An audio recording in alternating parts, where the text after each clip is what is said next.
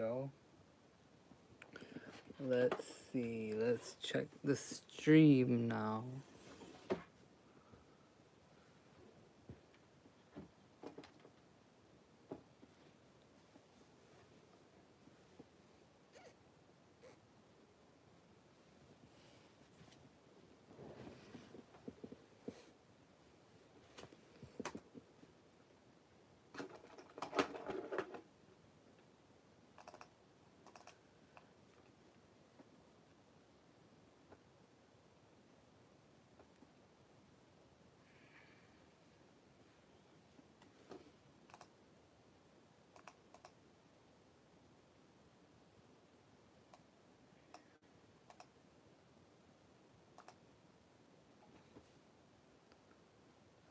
Let's see.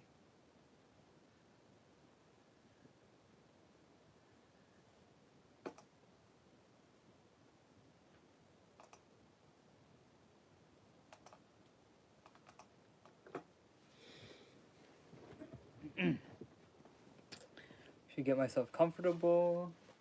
Should get my notebook out. And we're gonna recite some mantras in the middle of us waiting. Oh! I think we just got our first viewer.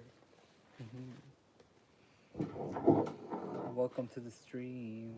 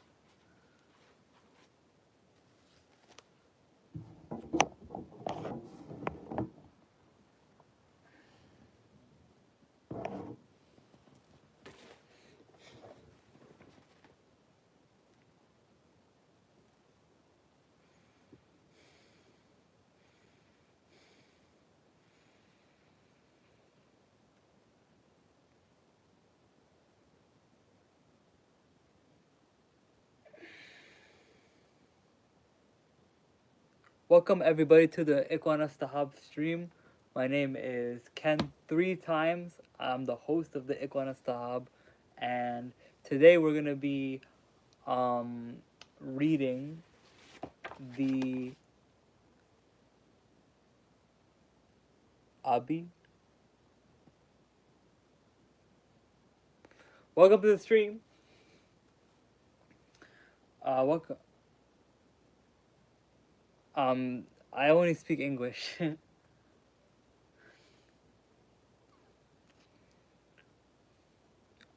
Welcome everybody to the Iqwanastahab stream. My name is Ken 3 times. Oh, you're Turkish? Nice. Greetings from Canada. I'm Canadian.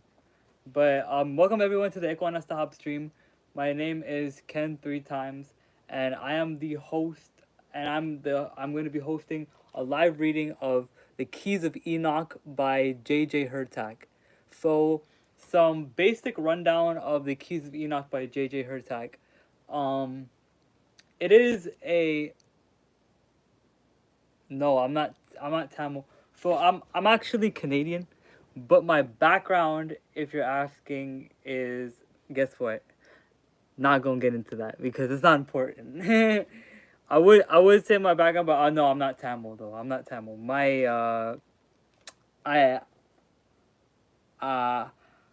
But Tamil people are cool though. But yeah, because if I bring up my nationality, people might, am I Indian? Yes, I am. Yes, I am. Obviously, from my mom's side, I am. But yeah, today we're gonna be reading the Keys of Enoch by J.J. Hurtak.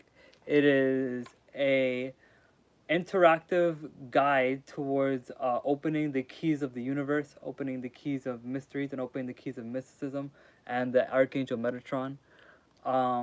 We are going to hopefully finish it this stream.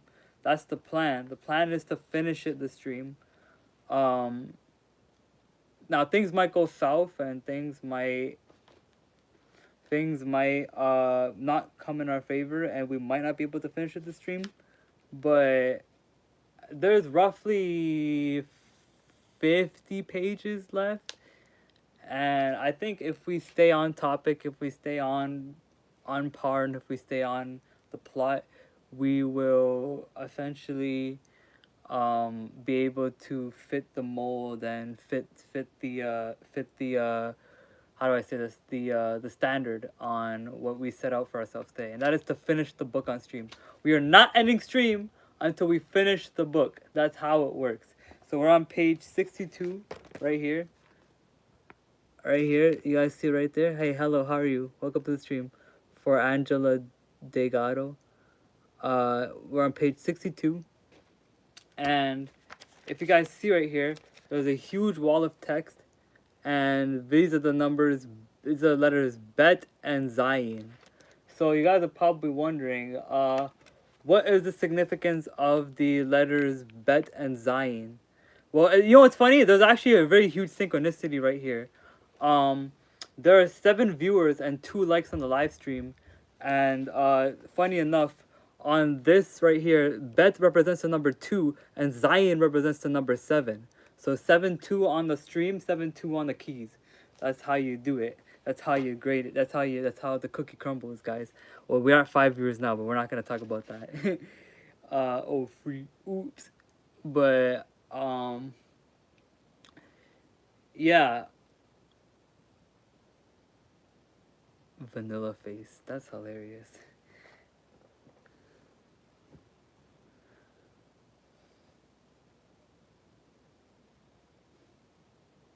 Nah. What is this all these was that Hebrew? Yes it is. Yeah, it is, this is Hebrew, yeah. What's it called? This is Hebraic mysticism. So all of the keys in the keys of Enoch consist of Hebraic letters, and they're broken down in a mystical and spiritual mannerism. So we're gonna start right here.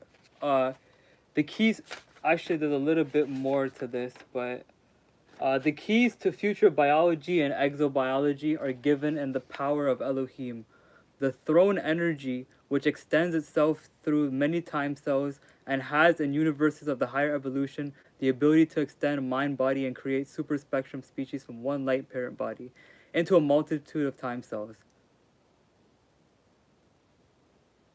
I'm gonna pretend like I didn't see that.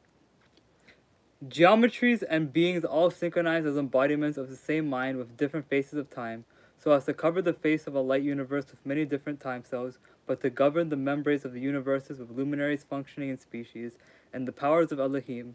The next universe understands and experiences itself as the Bani Elohim, the children of the living God, when it is said, "Come, let us make man in our image," and Elohim, the living creative mind, experiences the many universes. So, there's also a pretty cool visual you get right here, guys. Now, this visual actually is very reminiscent of Zosimos' work a little bit. Here, I'll actually show it to you guys. I have some of Zosimos' work.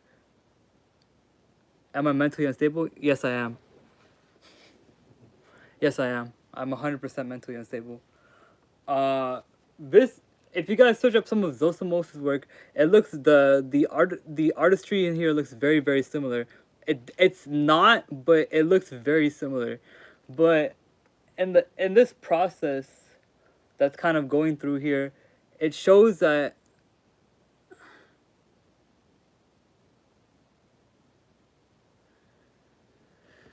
yeah. So we got a lot of trolls today. It's okay though. I got tough skin. I can champion through it.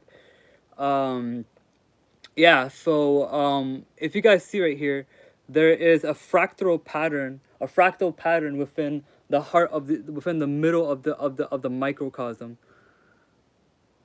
Perhaps, no guarantee. But if you guys see, there are rays of light that go across from the light body. Now, from this point, I think that's, oh wow, that's the Sri Yantra. Okay, so look, If you guys look closely at the eye right here, if you guys look closely at the eye, that's the Sri Yantra in the middle of the eye. It's too bad for you, bruh. I'm not even saying I'm happy right now. I'm just learning. I'm just learning. It's a you problem, bro. And also, there are the two doves. There's two doves that emanate from the what's it called? From the person meditating. Do an Indian accent. Ask me a question. Ask me a question. Cause ask me a question, I'll do an Indian accent. But it has to be related to the text. If you ask me a question related to the text, yes, I will do an Indian accent. Because my friends, I know some of my friends are watching, and they'll get this reference that I'm making right here. Ask me a question related to the text.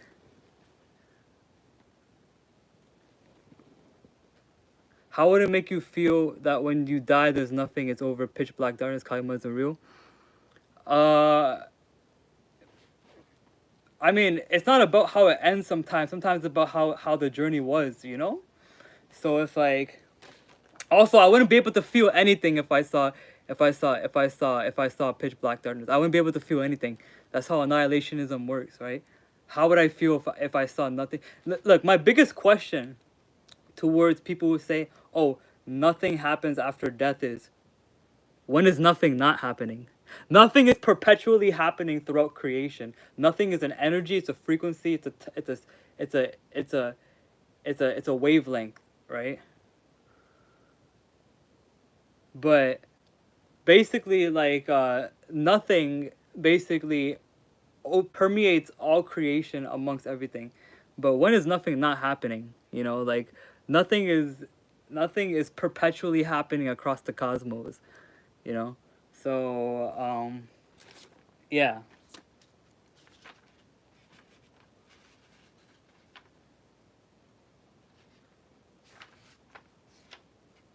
Yeah, okay. Give me a second. All right. Uh so everything we read here about the keys to the future biology, and specifically the number 72 now, the number 72 is ever present in this situation, because Zion represents the number 7 and Bet represents the number 2. So it's almost like a completion and mastery number, and 7 plus 2 is 9. Jesus is king, brother. Indeed. This talks about Jesus actually in there. It talks about Jesus in there, actually. He's one of the he sits at the right hand of God, no? Yeah, he I know he loves me, yeah. I love him too.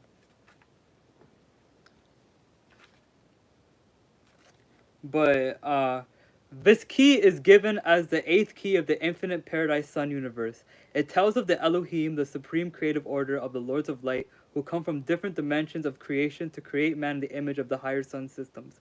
When I was taken into the Merkaba, I was taken to a greater universe within Orion, known as Orionis, where the Lords of Light are stationed. In this greater universe, there is a field of master control which the Elohim used to set light vibrations, which form the dye patterns to create life from the eternal eye. By modulating the dye patterns through the eye, they instantly create physical bodies in accord with the vibrations of light. This is why the eternal eye of Horus is put symbolically upon the light pyramids. Oh, it's the eye of Horus. Okay, very interesting.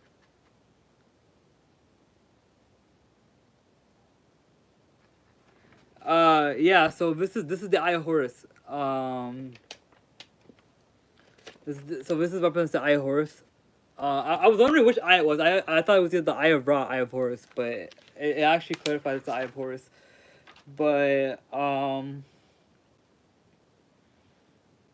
yeah, this is why the eternal eye of Horus is put symbolically upon the light pyramids, for it represents how the eternal eye is used to form the edge detectors and the sense detectors within the whole memory code structure of the brain.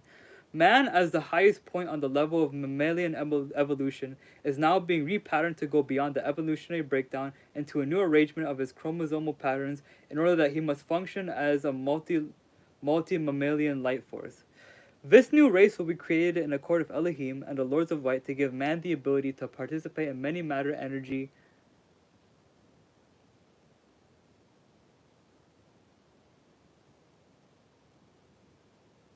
Love does indeed transcend, though, I would agree.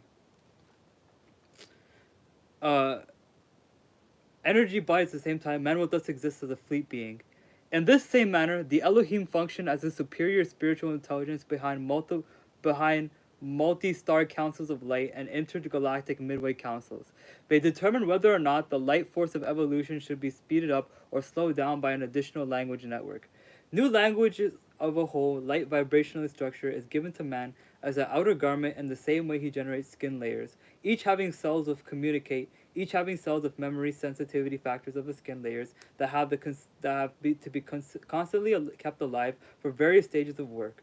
The controls of consciousness cells, in turn, control the layers of energy put around the body which allow for multiple bodies.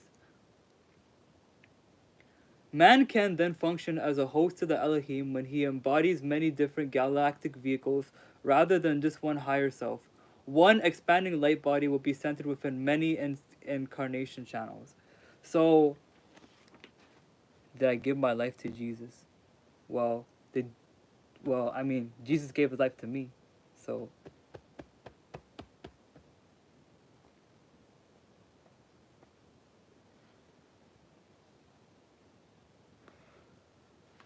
I mean, like, I'm not here to like religiously debate. I'm just here to like spread the mysticism. If you're a religious fundamentalist, you're not gonna have a fun time here because uh, we're monists. We're not monotheists. We're monists, right? But yeah, actually, I like this. I like this angle a lot more. I like this angle a lot more. Actually, yeah. Um. All right. Yeah. Yeah. Yeah. I just have a true relationship with Jesus. Um. That's interesting. Yeah. Yeah. I do certain Christian sacraments and rituals like the cross ritual, the Eucharist, the bunch of Christian sacraments get kind of mixed into Hermeticism a little bit. So, but yeah.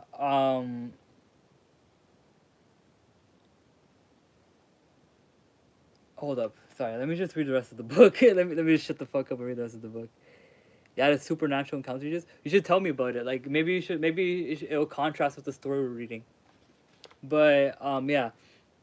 At the present stage of evolution, man's physical body can only occupy one consciousness time cell. However, man through his five bodies has the potential to evolve mental affinity and proclaim the verisimilitude for his galactic Elohim as part of the universal mind. Oh, that's actually on a Tuesday. That's actually on Tuesdays. You're at the wrong stream, brother. This is the Saturday stream. You're on Tuesday. You remember that I Love Makonnen song? Club going up on a Tuesday. He made that song specifically for the male kissing contest. Like I Love Makonnen made that song for that. You know what I'm saying? So if you wanna tap into that's for Tuesdays. You know what I'm saying? The club going up on a Tuesday. You know what I'm saying? Like remember that song? Please say I'm the only one. Please don't say I'm the only one who knows that song.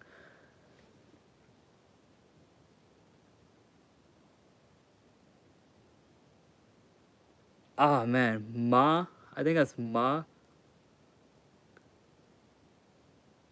Oh my god, we got a Catmancer. Oh my god.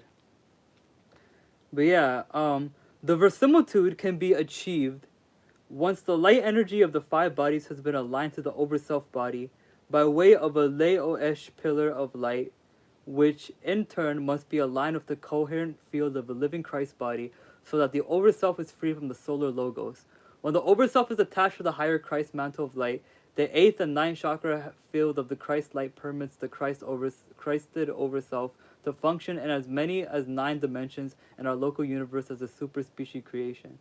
Enoch told me, "Come, let us make man image. Come, let us make man in our image." I was taken into a galactic council and the galactic spectrum where new star systems were being evolved. Enoch showed me how light beings of much greater proportion than the human bodies of Earth are created, and I saw a special room of faces. What are the best? Okay, share with me some of your wisdom. What are your best practices for wish fulfillment and peace? Peace personally for me, prayer, prayer, prayer. Prayer for me, I think is like a very good like way of like of of of uh of finding peace for me. Just like raise up your hands or pray in any fashion or manner that you can. And who do I pray to? I pray to the monad. I pray to the one. I pray to the monad and all of their emanations that emanate from it.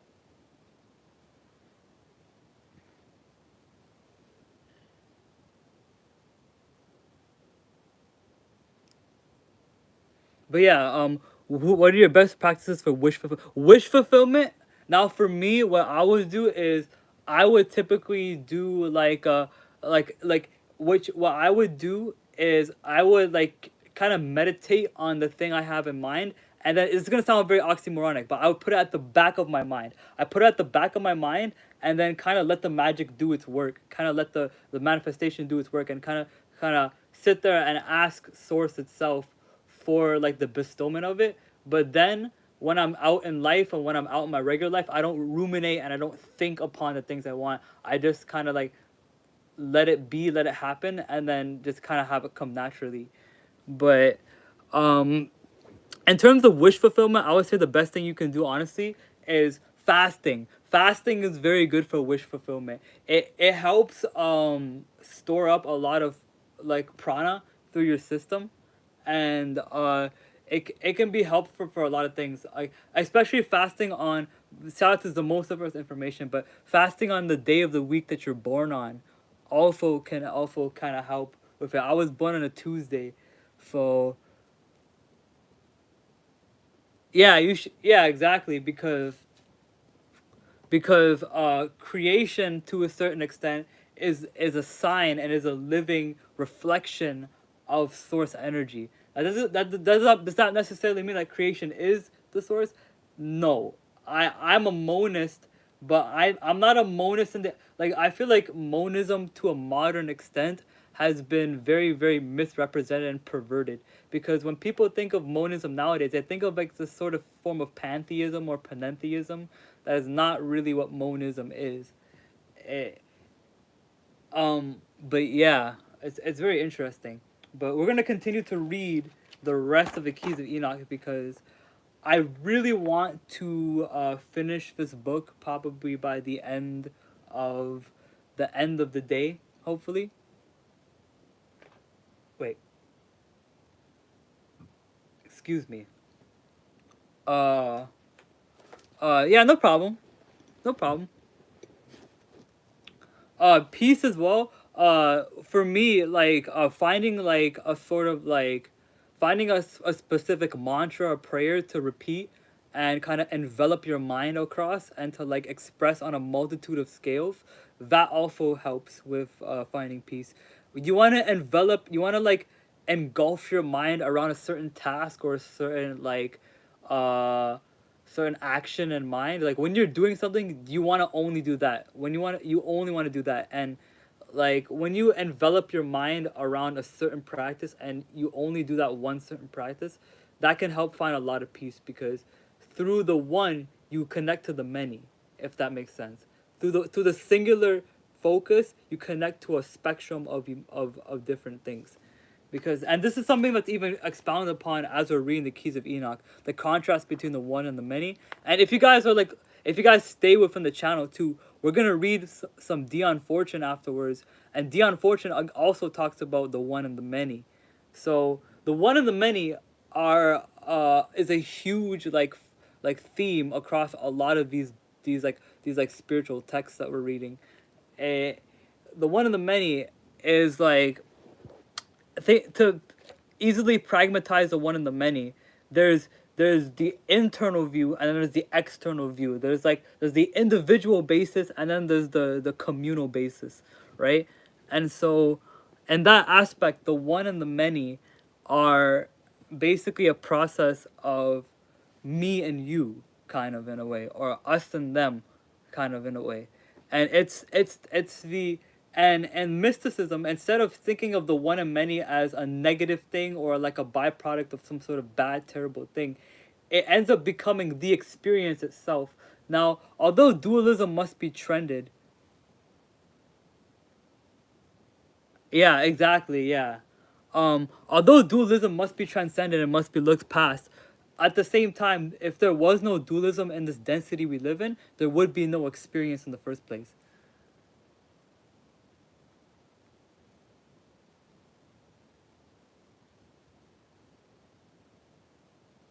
Turn down the internet, you ain't God. Bye bye. Whatever. But yeah, we're gonna read the rest of the text, guys, because I'm gonna make sure to stay on my game this stream, guys. I'm gonna make sure I stay on my game. Uh, Enoch showed me how light beings of much greater proportion than the human bodies on earth are created, and I saw a special room with faces of for spirit, embodiment within form. The room had dyes for the eyes of the hierarchical members, which were shaped like the eye of Horus. Each eye could create a certain matter energy body needed for some scale of material form. This is based off of biblical figures. The Bible is a I've covered the Bible on my channel. Like, you should watch my videos on my channel. The you, we covered the Bible on my channel. The Bible is one of the greatest grimoires, one of the greatest mystical tools you could use in ceremonial magic and in practices. Bible is all you need. Imagine thinking that, though. Imagine thinking that there's only one book that has everything, though. So you're saying things can't be expounded upon, because this expounds upon stuff in the Bible. It expounds upon things in First Thessalonians and in the Pauline epistles. Like, this stuff expounds upon the Bible a lot, actually. Like, we're gonna keep reading. We're gonna keep reading. Trust me. This stuff expounds upon a lot of this stuff in the Bible. That's why. The Council of Lords and the Light take A line, B line, and G line controls of light and put them together to evolve a physical form. They form an asexual being, which the scriptures or the Torah or refer to when they speak of a cherubim spirit bodies capable of taking on a sensual form directly by divine impregnation without a physical seed. And these consciousness species identities, regardless of the chemical shape of the ear or the color of the eye, reflect the face of the Lord of Light, or the Adam Kadmon, which the matter energy body inherits from the Beni Elohim. When the entity arrives on the star planet, it begins the evolvement of its physical body that either conforms to its consciousness form in the image of the goodness, or violates the overself program by adapting to retrogressive evolutionary forms that are not spiritually aligned with its original consciousness light grids. The higher Lord showed this to me in great detail, and with truly great alive and thanksgiving I say, truly Yod He Vav He is the gracious life force which sustains all of his creation through the wise servants of creation.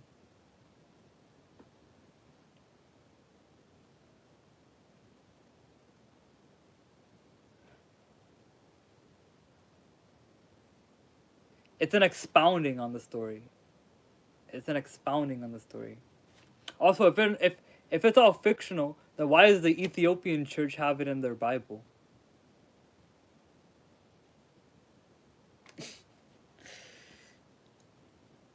The higher race of light substance serving the Father is continually sent out to create and recreate the light in all time cells within the myriad universes, for in the greater program there is no beginning or end.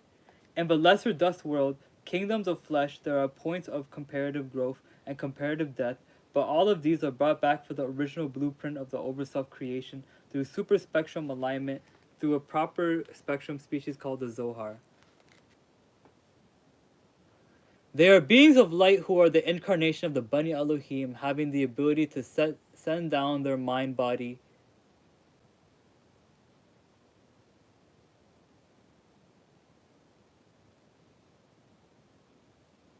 Yeah, Enoch doesn't mean to learn. Yeah.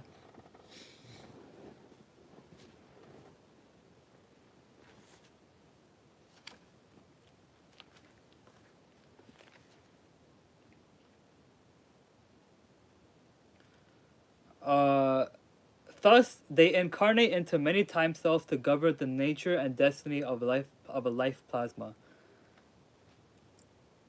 They can project their minds into the bodies or into the chemical plasma of the subspecies life habitation to perform the physical operations of the superspectrum light consciousness. The subspecies evolutions are the finger cells and toe cells of the galactic atom cadmon. As the lords of light extend their light consciousness to many fields of time and to many bodies of creation, they show themselves as embodiments of the hierarchical mind of the galactic overself in different time bodies. The councils of light generationally have a given thought form for the creation of species intelligence to the lower worlds. This thought form is dispatched through a biomagnetic grid which determines whether the thought form will become animal, human, seraph, computer, or spiritual man, etc. All superspectrum intelligence exists in a multitude of time cell creations, for they are geometries of light without singular being, capable of projecting themselves into many time cell creations. All are synchronized together as the larger throne energy of the central control, the greater mind of the many galactic commands, which sends out thought forms to be materialized into brain cells, time cells, and wheels within the field in the name of the Trikaya, Father, Son, Shekinah, unity, of life governing the many galactic hierarchies. All that take on form in terms of consciousness energy creation give form to the whole planetary substance. One body set out the whole galactic substance takes on form as the subspecies embodiments. One mindset is formed out of the local universe and exists as the many basic biotransducers mind embodiments. The consciousness bodies of the Lords of Light project pyramidal patterns of consciousness creation which unify the many universes with the new species experiments. The physical race thus serves as a temporal adjustment mechanism for the greater biological shell which supports the cosmic pyramid providing tests for myriads of cellular realms of consciousness. Bye bye! Oh, one came out, one came in. What's up, Anna? Welcome to the stream.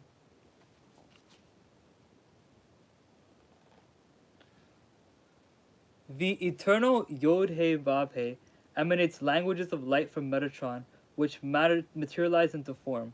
As light language materializes into being, light wisdom materializes in the consciousness vibration. Thus the energy eternal emanates into the finite, and becomes Eher Asher Eher. I am that I am. The universal membrane directing all star membranes allows functioning on different levels of this life ionization to occur in obedience to the set function of the biological kingdoms.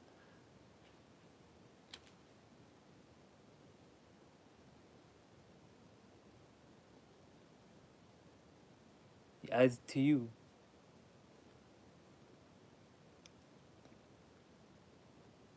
Moreover, man's soul goes on to whatever plane it generates beyond the sphere of Alpha Omega, though the teachings of the brotherhoods, the set through the teaching of the brotherhoods, the set function of the right hand of the Elohim lords allows man to become the Beni Elohim by learning the right techniques for true alignment of his many vehicles within the spiritual soul.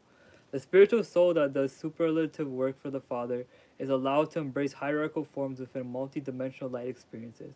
Earthman was to discover that he is not a unique independent creation, but one of many forms of intelligence fashioned out of multi-dimensional light. Through the study of the revealed codes of the light, the inner planes of our being acquire additional dimensions which are necessary to go beyond the material three-dimensional world in which we live.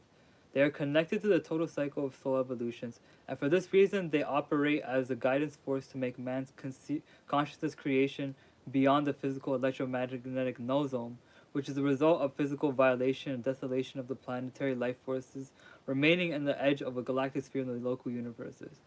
Through the codes of light, we can see how enlightenment is the mapping for all organic wisdom. organic evolution and the will of the cosmic intelligence. It is realized Kabbalah of being known as Adam of Kadmon, and it is realized the Merkab of being known as Ehir Asher Ehir. Look, it says it right here in Hebrew, guys. Look.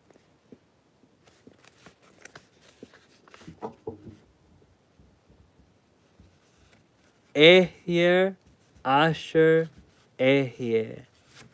I am that I am, or I will be what I will be. I'm going to actually write that down in a gematria actually for you guys, because that is something I'm keeping note of.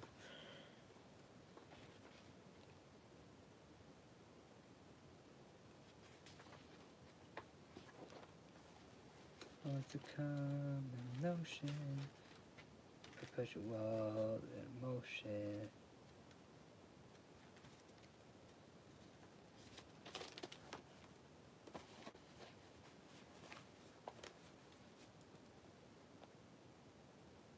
One, 5, 1, 5, 1, 3, 2. Okay. 1, 5, 1, 5. So this is the divine name Ehir Asher Ehir and reduced gematria. 1515 132 1515. Hey, Anna, I don't know if you're there, but what is your opinions on the number 1515? Is it like, does it like appear for you at any times? Like, does it like appear for you in any way, shape, or form? Because this is kind of what it's about. 1 plus 5. Okay, 1 plus 5 is 6. 1 plus 5 is 6. Plus 10 is 16. Plus 5 is 21. Okay, 21. 1, 300, 200, 500, 501. Okay, 21.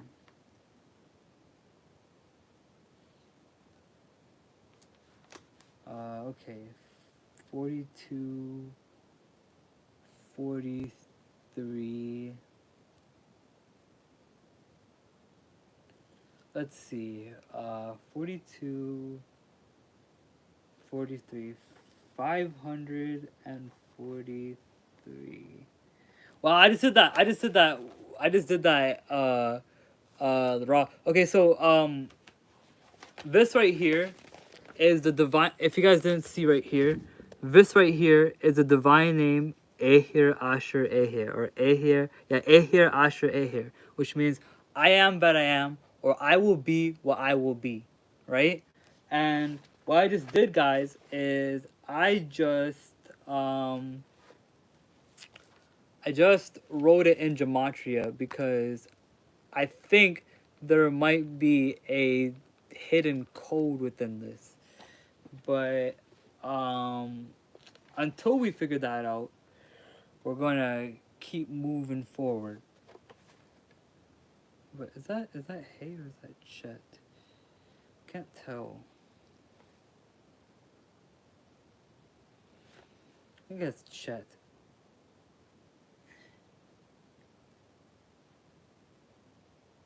Gematria? Yeah, it's gematria. Yeah, I do a lot of gematria stuff on this channel. Actually, a lot of stuff. I do a lot of gematria stuff on the channel. But here I actually have a calculator on my laptop that I can pull out. Calculator. 555 543. Oh, 555 543 equals 12.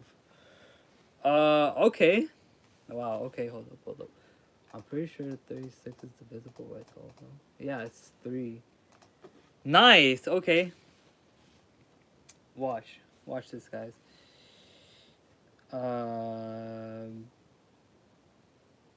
Whoa.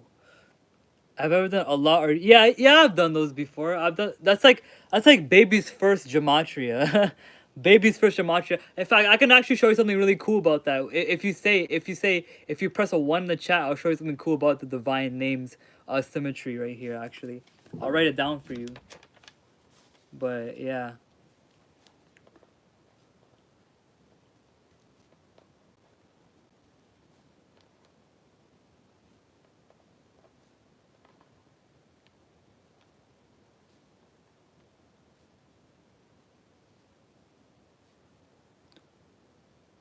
But I've done the divine names before. I've done the divine names before.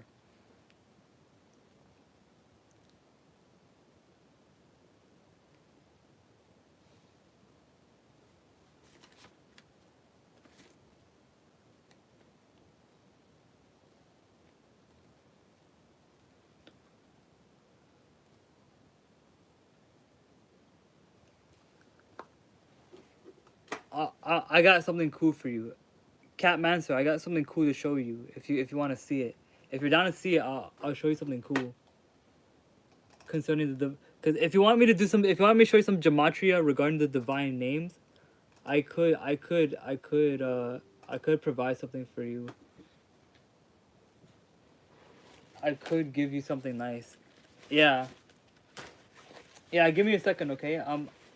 I'm just pulling it up right now, but I'm gonna show you something really cool, but you can do some permutations with the divine name a little bit. Here. I'm just plugging it into my laptop. I'm just getting like a visual for you. Actually, I think I have it on my phone. Actually, I think I have it on my phone. Actually, hold up.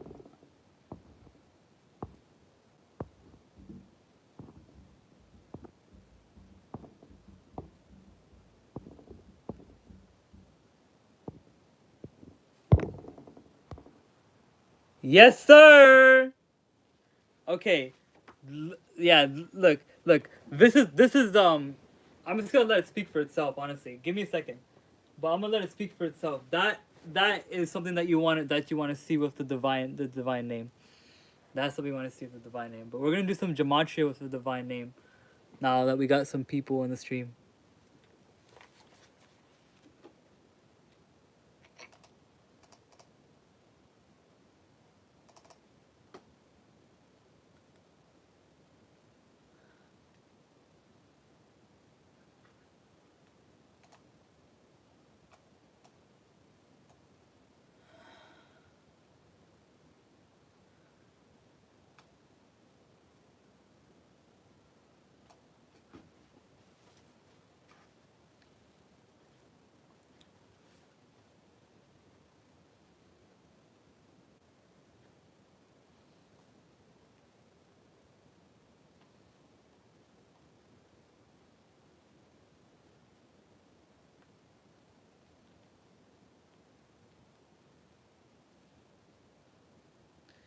2, 2,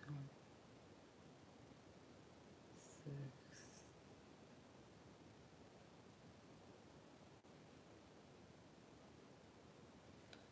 All right, you guys ready to see it? Look, this is some really cool stuff. Some really cool stuff, guys. I'm telling you, this is some really cool stuff. All right, I don't know if Catmancer's still there, but so that thing you just saw, that picture you just saw, right? That is called a tetrasithis, I think. A tetrasithis. Yeah, you're still here. Nice. Okay, so that's called the tetrasithis, right? And what that basically entails is the typical value of the tetragrammaton or yod hey vav hey is 26, right? It's 26. Now the cool thing about that is you can derive the 72 divine a number within these four letters, yod hey vav hey, and I'll explain how.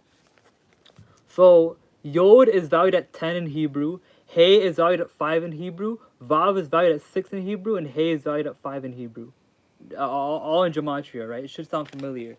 Now what we're going to do is we're going to build off of their positioning in the divine name. So Yod is the fourth letter, Hey is the third letter, Vav is the second letter, and Hey is the first letter, right? Now, when you permutate and when you work with those correspondences, so remember how I said Yod is 10, right? So it's the fourth letter. So 4 times 10 is 40. Then Hey is valued at 5, and that's the third letter, right? So 3 times 5 is 15. Now Vav is valued at 6. So that's the second letter. So 6 times 2 is 12. And then Hey is valued at 5, and it's the first letter. So 1 times 5 is 5. So when you add all of those together, 5, 15, 12, and 40, you get the number 72, which is the total amount of names that the Tetragrammaton has permutations of, and also, not sorry, actually it has 12 permutations. The Tetragrammaton Yod He Vav He has 12 permutations and 12 like anagrams of it, but like 12 combinations you can do with those 4 letters, but yeah, it equals the number 72, which is the amount of angels that are in the divine name, the 72-letter divine name of God. So that is where the tetragrammaton comes into play in terms of like gematria. Now, if you're still there, Catmancer, I can show you what I did with the name Allah. I can show you what I did with the name Allah actually. A equals, okay, 4 1 L equals 30. L equals 30. Height equals.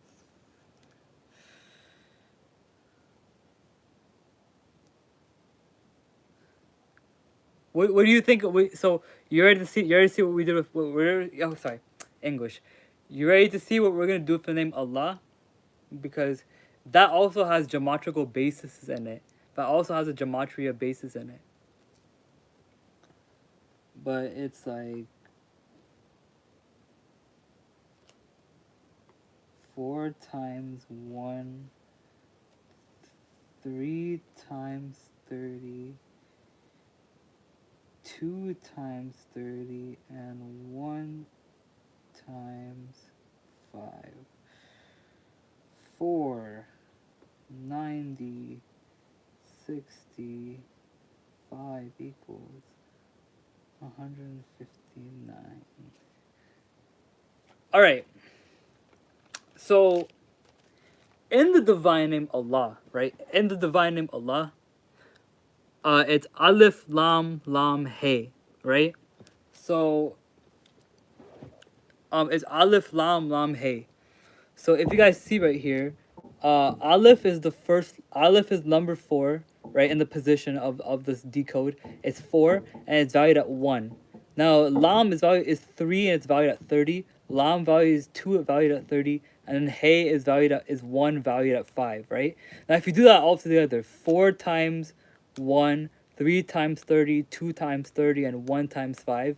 You add them all together, which is 4, 90, 60, and 5, you get the number 159. Now, what is the significance of the number 159? You're probably wondering, like, that's just a random number. There's no validity to that. It just, there's no, like, specialty about the number 159, right? Wrong. This right here, if you guys see, is called the low shu, and the low shu is a numerical talisman that is foundational to a lot of Chinese and Islamic metaphysics. Now, if you guys see right there, 159 is right there. It's right in the middle. It's right in the middle. This middle line going vertical. 159 is right here. 159. 159. 159. 159.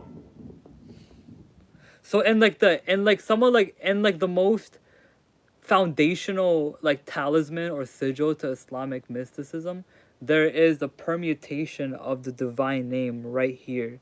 There's a combination of the divine name right here. Coincidence? Coincidence?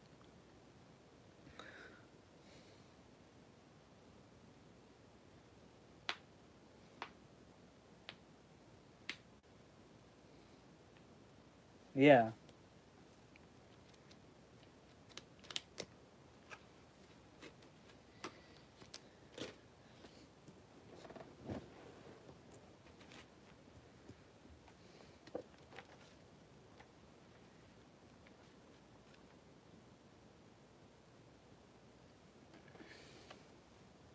All right. Moving on to what's it called?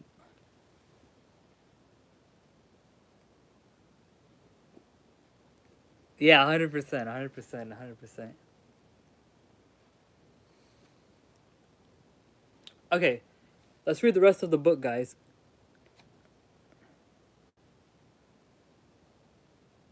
What is the difference between pink? I'm not good with riddles.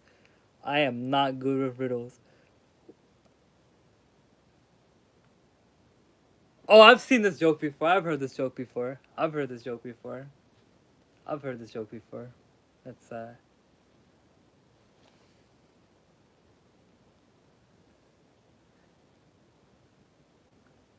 actually thought it was a riddle. I thought this was a riddle for once. I was then I realized it was a stupid joke. I'm all for questions, you know. I'm all for interactions and questions. But yeah, let us continue with reading, shall we? Mm-mm.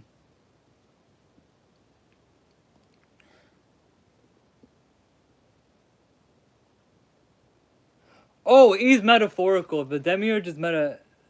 Demiurge. I already made a video on the demiurge. It's on my channel. It's one of the. It's the second most popular upload on my channel. Is my video on the demiurge.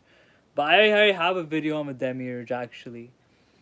Like, I would love to explain to you my thoughts on the demiurge, but I have a whole video already explaining it, and so if I explain to you the demiurge when I've already explained to it in full detail in a video, it just sounds redundant. No, it just sounds like it's hermetic hypothesis episode 0, or episode 1, the demiurge. But the demiurge is like metaphorical. That's the overall take of it. Is that it's an archetype for human ignorance and human arrogance, and it also is there's some other stuff to do with it as well, but for the most part, the demiurge is not an evil being. You know, demiurge is not evil. It's only when you are not resourceful and you're not adaptive to the space around you. Curry in a hurry? You goddamn right!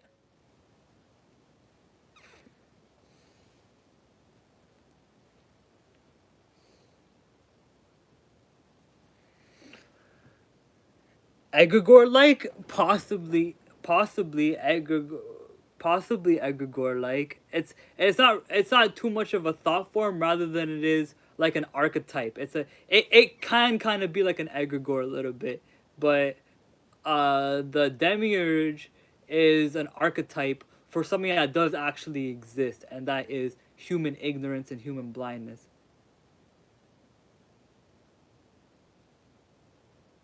Yeah, exactly, exactly. It's not only that, but when you look at the letter of the law rather than the spirit of the law. Remember that was like the huge contention what during Jesus's period of existence was the letter of the law versus the spirit of the law. The letter of the law versus the spirit of the law. I'll say it one more time. The letter of the law versus the spirit of the law. Right? So I think when you only look at the literalism, like the demiurge is the epitome of literalism, ignorance, arrogance, and self-righteousness. That is what the demiurge is a personification of, right? Now the archons are, well, I explained in my video already, but yeah, we're gonna keep reading hopefully, but yeah.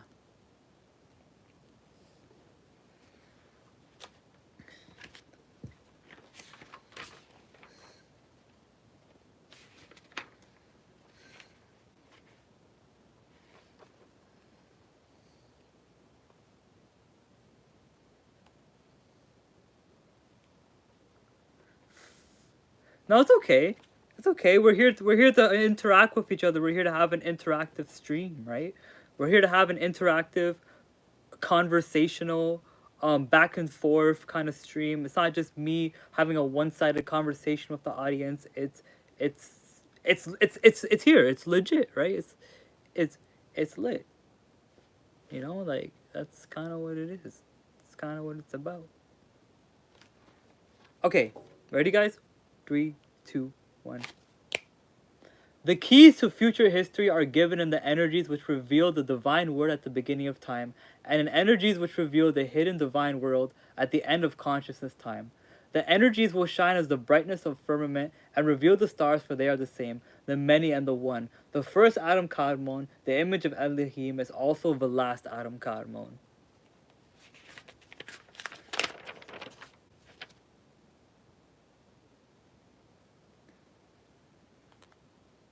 This key of Enoch tells us that the brain energizes, which were materialized at the beginning of the present consciousness frequency, our light zone, will be the same energies that reappear and reorganize our fields of the conscious materialization at the end of the present program as we are resurrected into new consciousness thought forms.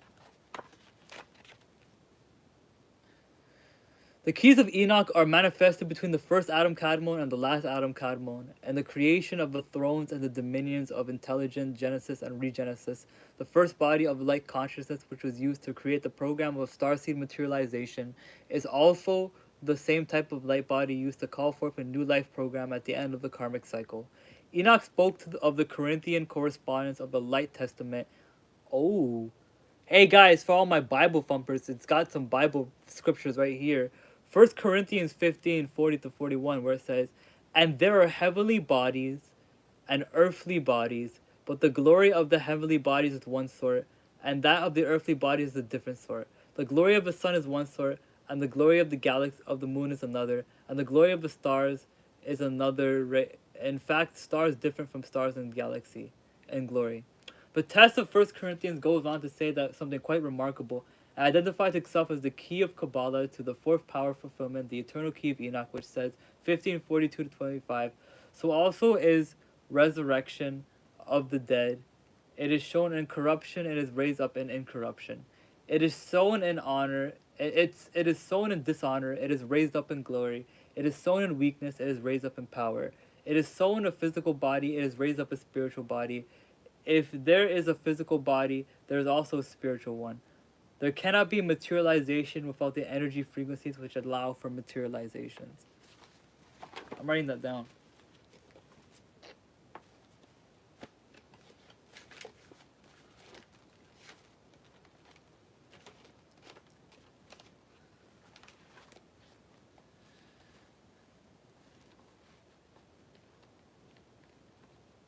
There can't be materialization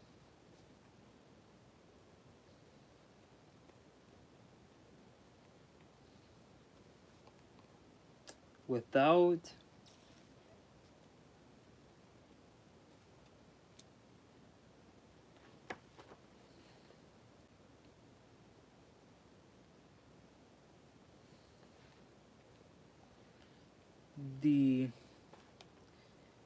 the energy frequencies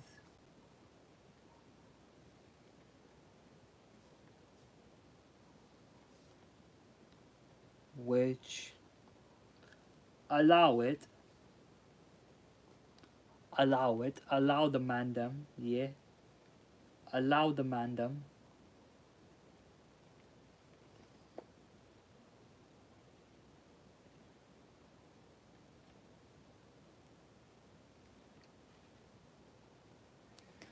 Yes, sir. So there can't be materialization without the look. The I'm sorry for my chicken scratch in advance, guys, but there can't be materialization without the energy frequencies that allow it. It's that simple.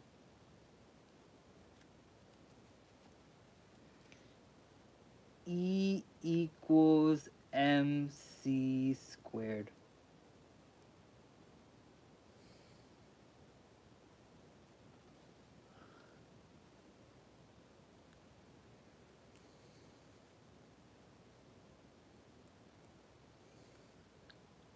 But yeah.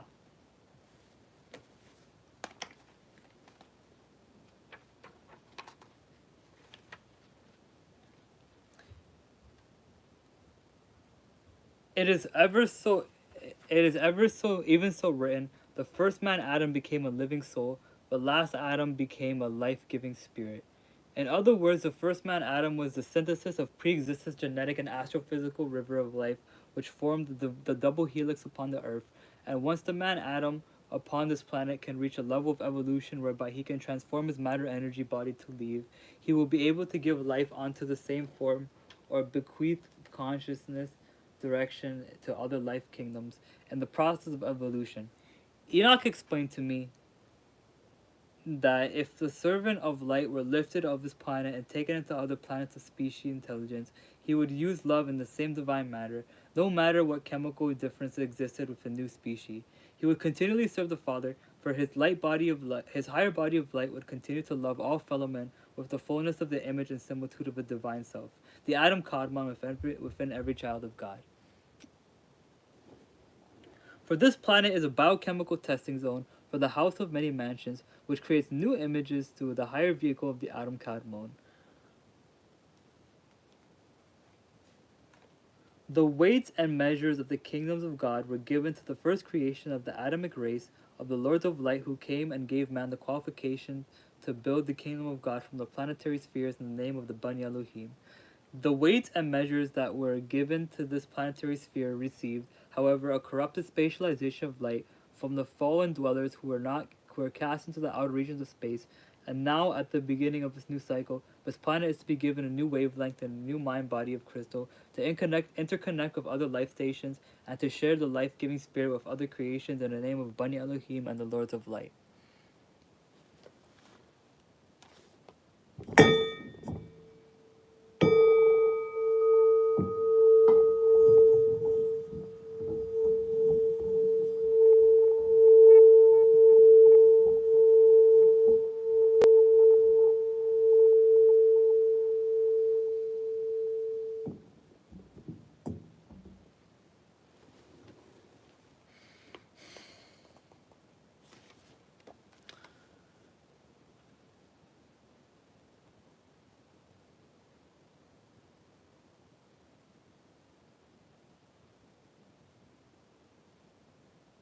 Uh, the scripture of life continues in 1546.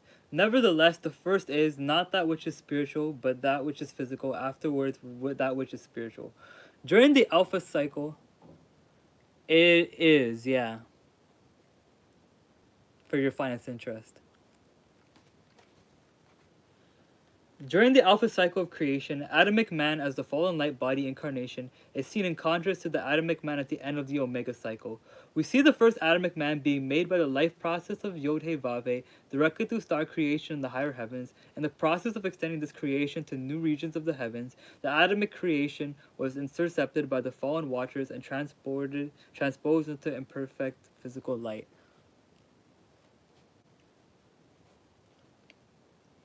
Now, at the end of the cycle, we are seeing the second Adamic man being made through the visitation of the Lords of Light, or the higher intelligence which reprograms him because he has lost his conceptual apparatus of telethought communication, since he has lost the ability to reconcile multidimensional levels of consciousness programming.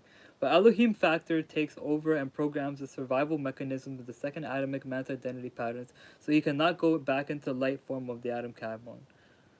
1 Corinthians 15:47 to 49 continues.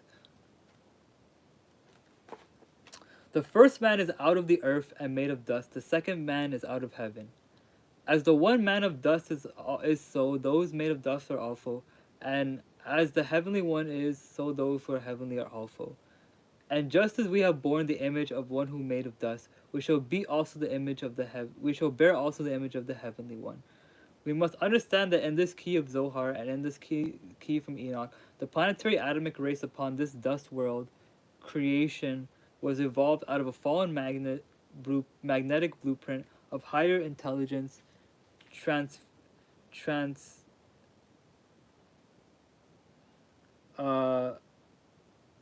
transferred to the sphere by the fallen watchers who intercepted one manifestation of the many divine Adam Kadmon creations. The Adamic society which has fallen from light must be measured in terms of the worlds that preceded this world and the worlds that will be restored so that the Adamic light force can shine as brightness of the many heavens and participate in the many star evolutions. The star wisdom which was originally intended for man, and when man can return to the image and similitude of the original Adam that the Elohim created, known in the Zohar as the Adam Kadmon, then man can once again go from this star body and material form, located in population 1 life systems, into population 2 life systems, which form the collective intelligence in the center of our local universe, the central control of our galactic river of life. And as we realize this, we can understand the cosmological drama between the lords of light and the fallen mind energies who have left the higher light energies to serve Luciferian life forces out of focus. In order to understand the freedom of the spirit working of the hierarchy of the Father, it is necessary for man to understand how any dimension of light, as well as the Prince of Light, may go forth from the throne of the Father to create life and light in its own glory rather than as a collective worship of the universe. For this reason of glorifying our universe in the image of the universal light of the Father, the office of Christ was established to overcome the creations of the which fell out of the Father's grace to a glorious Prince of Light, who took the Father's love and created his own throne and dominion in the image of himself. Lucifer, the which sought honor and dominion first, and love second, thus the order of Luciferian creation extends itself into the region of the outer universes to emissaries of light and vehicles of destruction to serve the fallen light, Lucifer. When the light cycle of creation goes forward, the Adamic consciousness which has been purified can be generated into new bodies of light. Those bodies of light then go on and are able to take on new physical form and either enter spaces of the corruption of dying universes to teach physicals to transform death, or enter new organic forms of heavenly principalities. The energies of the Adam Kadmon, in fact, continue as a wellspring of creation with the same type of thought pattern which work as effectively on higher dimensions of cosmological beings as it does on this side of relativity.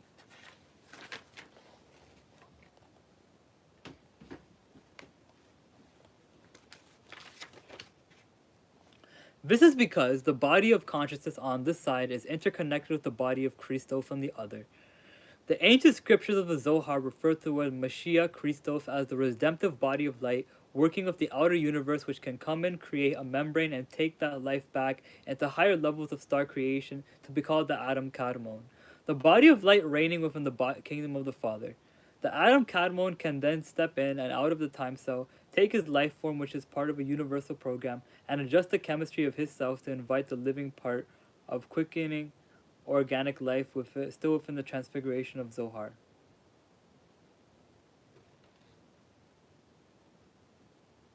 No, not Hindu.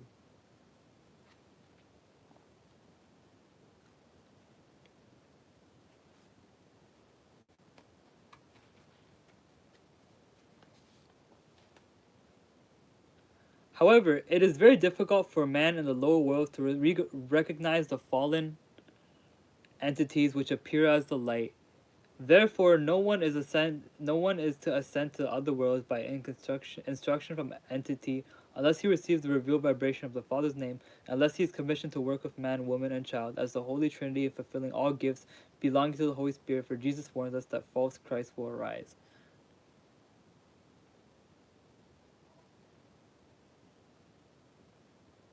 Where'd you get the idea that I was Hindu from?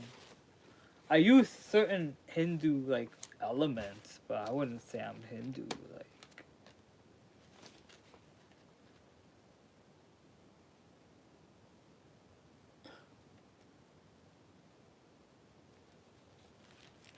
Also, I wouldn't know anything about modern India. I'm Canadian, so shame on you for assuming that I would know something about India. All of my family members left India. All my family members left India.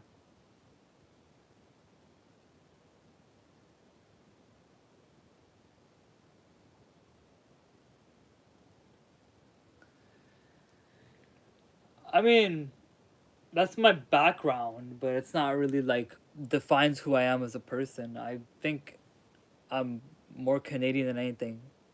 But I just wave like this because I'm just trying to say hello to the people in the chat. Like I don't know if that's a strictly Indian thing, but yeah, all my family members left India. They either live here or in the United States.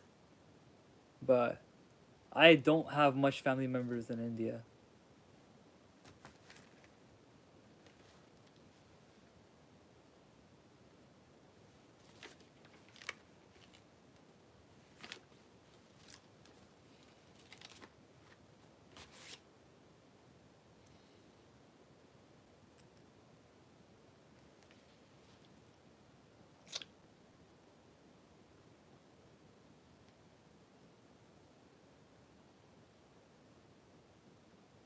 Well, I mean like this I'm an Islamic occultist, right?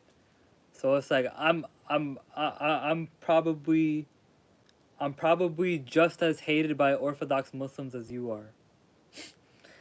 I'm probably just as hated. It's okay. I'm an Islamic hermeticist, you know. So it's like I'm probably just as rejected by probably just as rejected by Orthodox Muslims as you are.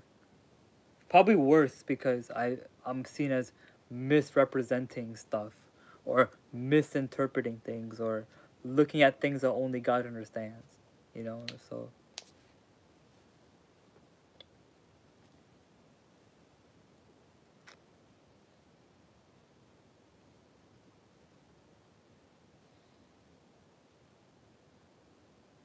well, this is a no politics channel.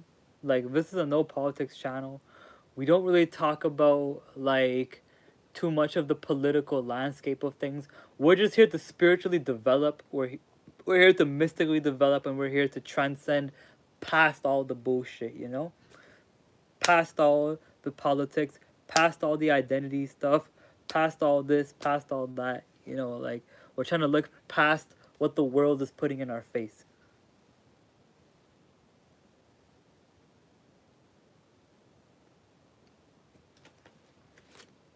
So yeah, I'm apolitical. With this awareness of universal life, this key of Enoch extends to also various programs of other galaxies where the lords of life self-embody themselves on the planetary plane and transfigure the flesh of those who serve the Father and their fellow creation. As you are a biochemical frequency constantly changing, you have within the ability to measure the biorhythms of change and to understand the need for greater harmonies which free the biorhythms of physical and limitation, transmuting them into bodies of light. As you go into your primordial human cosmology of the higher galactic energies of creation, you leave behind the linear fall of fallen atomic mutations and inherit dimensions of intelligence where your atomic seed can unite with the original atomic creation of the Father. As priests of light, we are required to open up a whole conic section of light onto a whole conic section of light through which our transfiguration will be regenerated. Thus, our I am pyramid of sevenfold brightness is offered unto the I am pyramid of the 144,000 masters, which is the making of Ehir Asher Ehir I am that I am.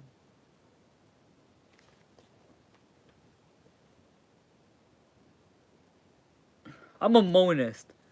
I'm a monist. Not a monotheist, but a monist. I wouldn't necessarily say God is the universe itself, but I mean I have my own views and I'd like to give my own theologies and sometimes on the channel sometime soon. But I would not personally say that God is the universe, but I would say that God definitely put a lot of its essence and energy into the universe. You don't know what monism? Search it up. Monism and pantheism kind of get conflated with each other a little bit. Like I typically get like accused of pantheism and being a pantheist when actually I'm a monist. But because certain monistic traditions will take in, like they'll kind of, so obviously like from from what we understand as people, right? We see this contrast between monotheism and polytheism, right? Now, monism is about connecting these two principles together and creating a singular theological presumption. And monotheism and polytheism, according to Dion Fortune, are twin principles. They're twin principles, basically. Like, they're twin principles that you harness on different scales and different levels of your journey.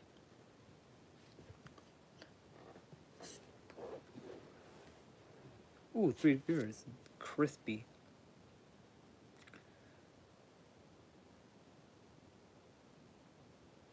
The righteous must clearly see the spiritual dialect taking place between those who choose the pyramid of light as a touchstone and evolution, the higher spiral, as opposed to those who choose the cube which connects the codes of containment of the flesh, retrogressive evolution from the three-dimensional form, and the annihilation of the hope for spiritual liberation. These codes were placed as a cube as a witness of fallen teachings that were removed from the Garden of Eden at the time of the spiritual fall. I beseech you in the name of our fathers Abraham, Isaac, and Jacob, who, like of all fathers of consciousness, have patiently watched the formation of our brotherhoods and the creation of our consciousness completion. We are the living sons of light. And as the living sons of light, we have been programmed and ordained with our mission to mercy unto the fallen fields of despair. Well, I believe there is. So, do I believe the Christian God makes mistakes or has before? Well, isn't the Christian God Jesus? Isn't the Christian God Jesus? No. So it's like it's Jesus the Father and the Holy Spirit, right? That's the Christian God. But it really depends on what defines the Christian God, right?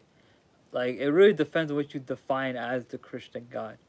But if you're saying that has the God in the Bible ever made mistakes or has before, I mean like, from a literal perspective, if you read the Bible like 100% literally, yo, that's like one of the most incoherent, messy texts you will ever read.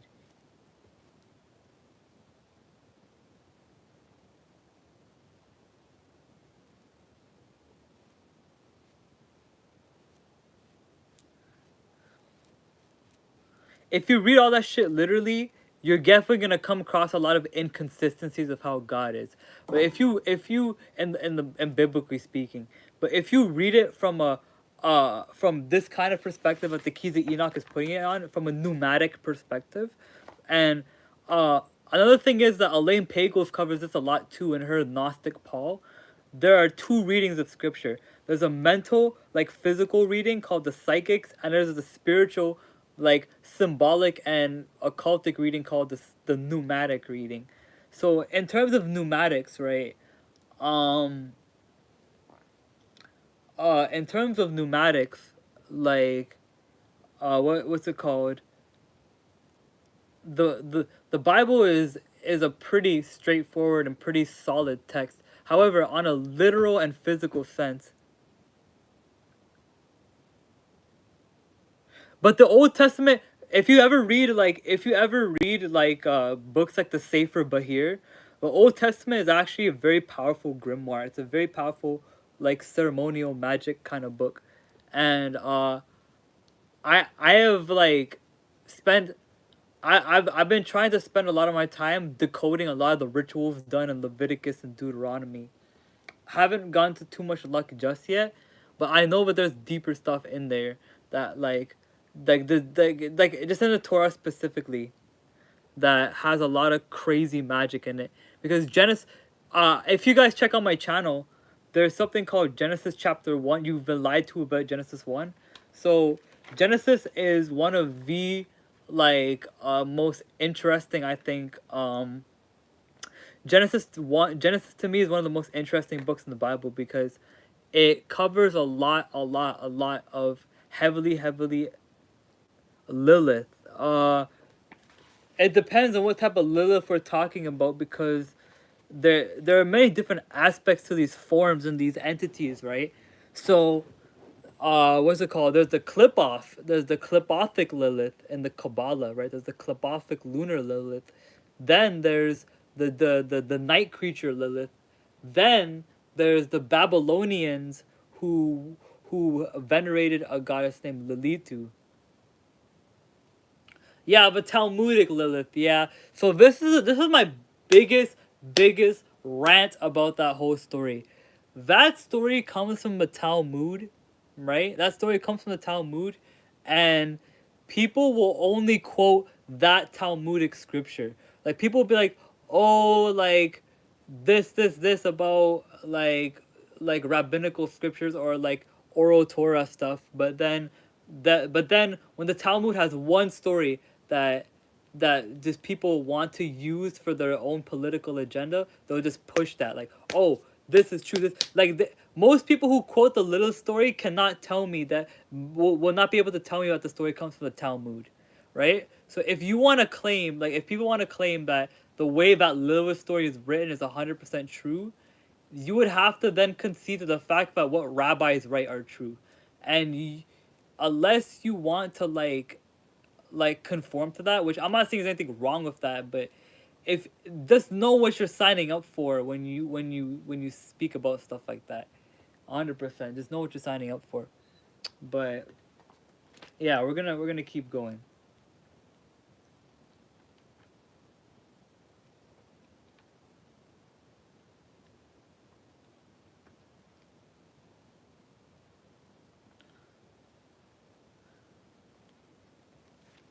We are the living sons of light, and as living sons of light, we have been programmed and ordained with our mission of mercy unto the fallen fields of despair. We have been anointed and we have been remembered by the holy order of Melchizedek. Let us there be mindful and fulfilling of our purposes, and we shall inherit the brightness of the firmament forever and forever. Now therefore, whoever is worthy, let him receive the mysteries and enter into the light of the Adam Kadmon. Also, let they who laugh understand that they may remain aliens to the mysteries of the kingdom.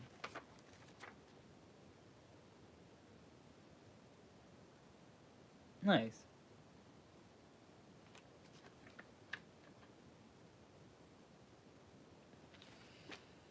34.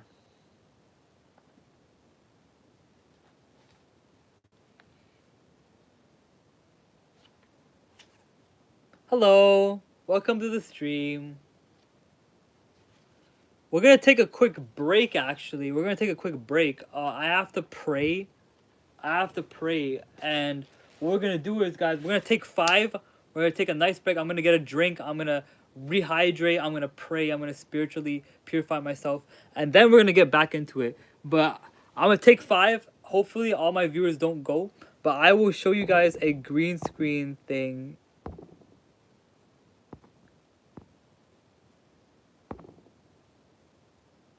Yeah. I'm gonna take 5, guys, but check this out. Check this visual out while we're in the screen, guys. Check the visual out. But yeah, be right back. But so hopefully, looking at the visual will be able to like keep you guys busy while I look at the stream while I go do my prayers. Be right back, guys.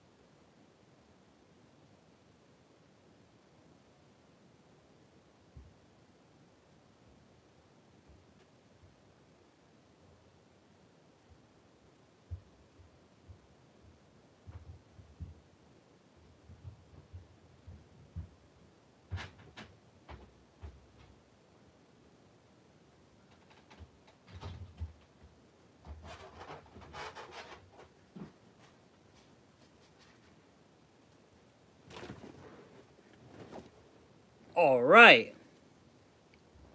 My phone is fully charged too, so I don't have to go off of this certain stand either.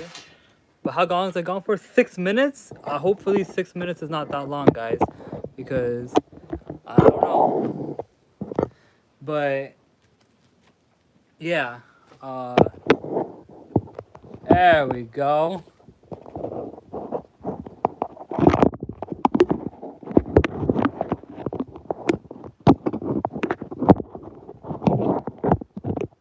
There we go. Can have it in a more comfortable position and have it in a better place for us, hopefully.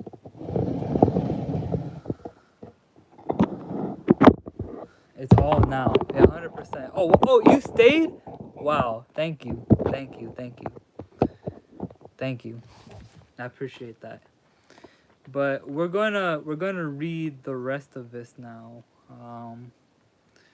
We're currently at page. We got 30 pages left, guys. We got 30 pages left. I think we can do it. I think we can do it before it strikes midnight. But the keys to sciences of the past are given in the desert, wherever Melchizedek has reigned. There will be wherever Melchizedek has reigned, there will be found the round numbers of how the Shilokism is extended to the cosm of the Tunarchs. The keys to the science of the past are given in the mountains. Wherever Melchizedek has reigned, there will be the found of the fire letters of how the cosm of time arts are extended to the Kylocosm. So this is Lamed and Dalit. Now the cool thing about Lamed and Dalit is that Lamed and Dalit are Lamed is valued at 30, Dalit is valued at 4. So this is 34. Yeah. I want you guys to, bro, no joke. That MP4. Hey, what's up, Zamo? So we're reading the rest of the Keys of Enoch. We are on page 80. Technically 81. But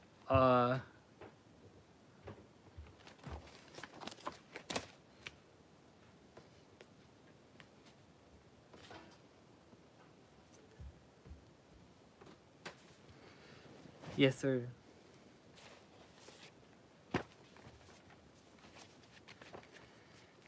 The dance moves though. But yeah, we're gonna read the rest of the Keys of Enoch. We only have like I want to say 34 pages left.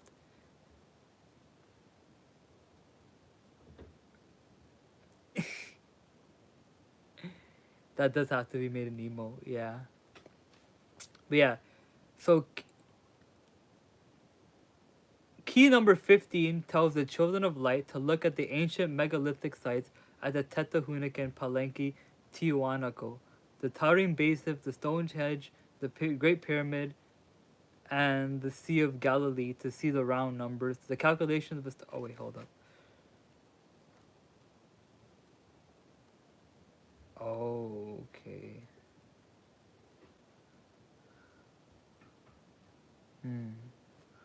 This one I might skip. I might skip this one here. Let me just skim past it because there's certain parts in the Keys of Enoch that are like kind of centered around like geography and kind of like geographical locations, and so I kind of want to like read over this. I'll read over just a little bit just to see if it's not boring enough.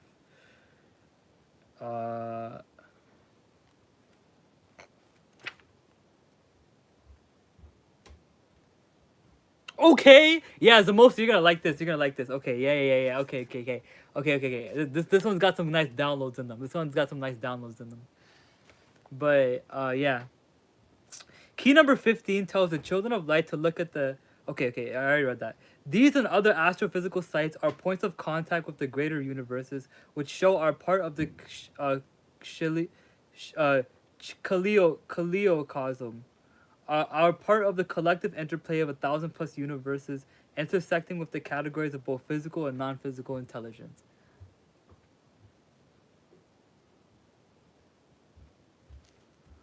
Um, yeah, I think there actually might be the ley lines and energy points in here. Actually, here, I'll skip ahead, guys, but there is some geographical stuff here. Uh, look. Here.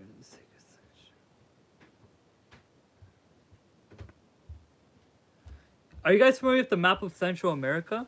Because look, it shows right here. Oh, sorry. I know I look goofy having this on my forehead, but this is a map of Central America. You guys look, it's the Gulf of Mexico, but you know who called it the Gulf of America now. But this is the Gulf of Central America, and see, like, if as the deeper we read more into this, we're gonna see the significance of this triangle here. But this triangle basically builds like a pyramid. Gulf of America. Oh no, I'm trying to avoid politics, but everything nowadays is political. Like, I can't even say Gulf of Mexico anymore. The Bermuda Triangle, it might be the Bermuda Triangle. I think it might be the Bermuda Triangle. Um,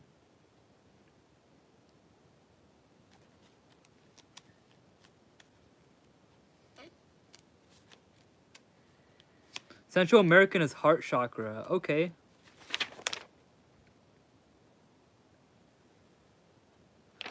Okay, wait. The sacred grid in Central. It's called Altea. Here, hold up. Hold up. Altea. Like, the sacred grid in Central America called Altea. Hold up. Let me search that up to see what that is.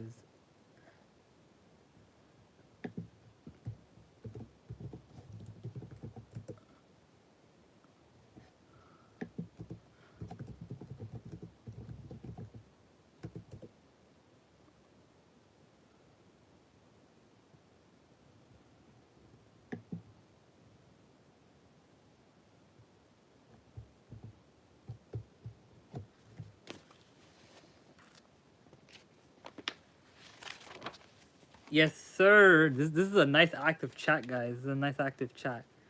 Okay. The fire letters. Oh, Zamosa. Yo. Zamosa. Check it out. Check it out. The fire letters of the Hebrew and Tibetan too. They think that JG Hurtak thinks Tibetan is also a fire language too, Zamosa. You should ask Brother Yosef about that, Zamosa. You should ask if Tibetan is also a fire language. But yeah, JJ Hurtak seems to propose that Tibetan is also a fire language.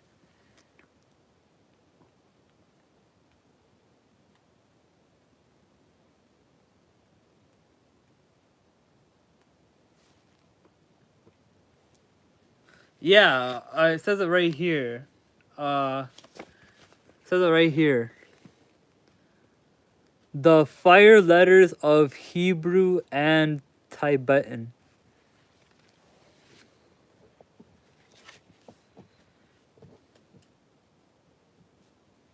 The fire letters of the Hebrew and Tibetan scriptures revealed in the mountains give a cosmology of light which shows, by means of universal models, the worlds to which the people of God will be taken after they have fulfilled their destiny on earth. Yeah, this is the same book I showed you that confirmed it in the first place. That's why. I already showed you this. I already showed you this book, so when I showed you like the picture of like the fire Hebrew letters, and I was like, whoa, like check it out. This is the yeah, Latin.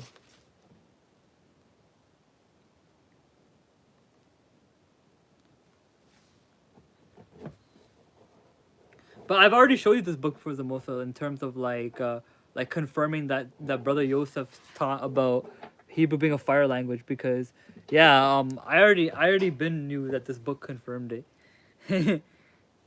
But yeah, the fire letters of the Hebrew and Tibetan scriptures revealed in the mountains give a cosmology of light which shows, by means of universal models, the worlds to which the people of God will be taken after they have fulfilled their destiny on earth.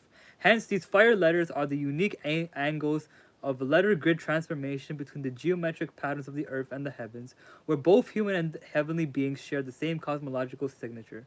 All of these sites are called the centers, used to calculate the horizon of the earth in a relationship with the kylocosm of the greater universe.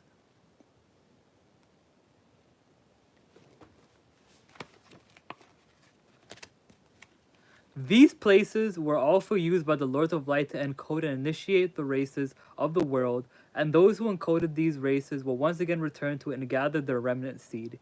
Yet these sites do not in all instances indicate where the Lords of Light will return, because some of these sacred places mark the exit regions where the righteous have already been removed from the earth in previous cycles. Therefore, these are timepieces containing star mathematics, but they cannot be completely understood by man without the scriptures which reveal special events on earth and in space that man must key into. Until he does, he cannot understand the specifics of the time-place calendars in stone. Man's problem has been that he has tried to encompass the many heavens in his conception of the millennium without the greater understanding of Isaiah's words will be fulfilled when the earth itself is completely transposed into the new heavens. It is not a question of heaven coming to earth, but earth being transposed into the many heavens, the Kylliocosm. Okay, so it's not heaven come. Okay, I'm gonna write that down because that's actually a really good take. Honestly, I think that's a really interesting take. Ascension. Ascension.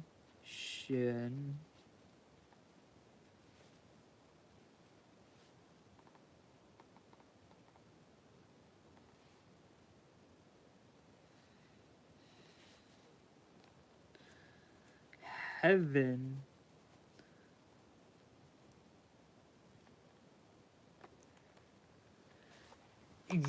Yeah, I mean, it's not necessarily the idea that the Earth is moved to the fifth dimension. Rather, that the Earth is dispersing into a multitude of spectrums of light.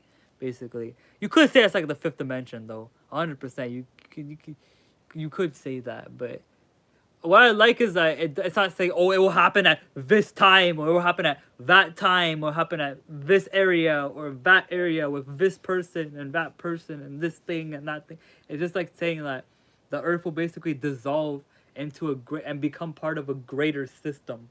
Is basically what it's saying. But you could say that it's like saying it's moving to the fifth dimension. You could definitely say that. Heaven does not come to earth, rather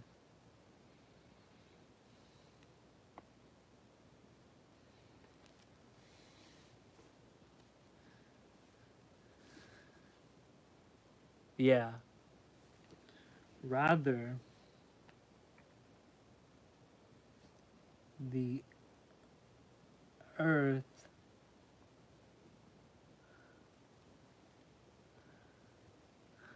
yeah, 100%. And Einstein was cooking when he said that. Einstein was cooking when he said that. He was cooking. He was cooking. That man was cooking when he said that, bro. Let him cook now.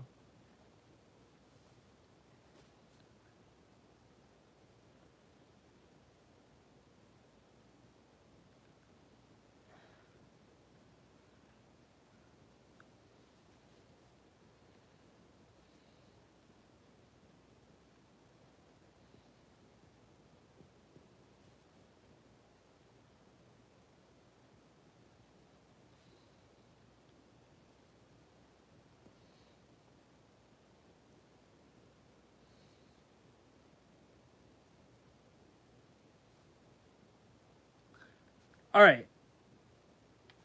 Ascension. Ascension. Heaven does not come to earth. Rather, the earth is transposed into the multi-layered heavens. That's what it seems to be like kind of exuding right now. That's what it seems to be kind of talking about right now. Is that it's not like a it's like a Uh, actually, I wouldn't even say it's like a upwards. I wouldn't even say it's like a upwards motion. Like a, because life is beyond just dualistic up and down motion, right? So it's like,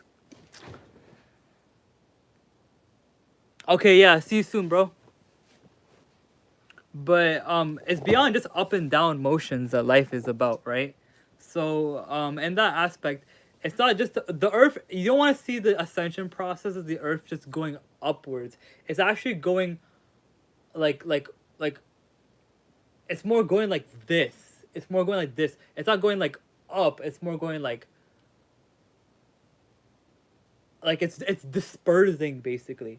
It's dispersing basically is what it is.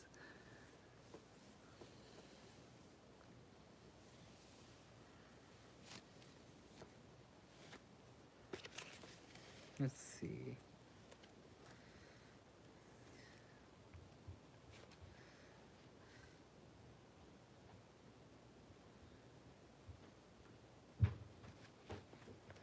Let's see.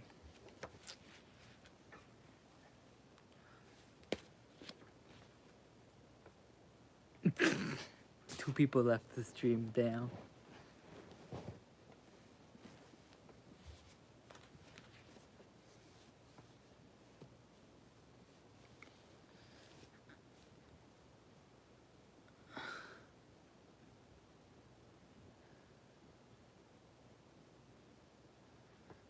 Yeah. Oh, you're kidding? Okay, bet. Okay, bet.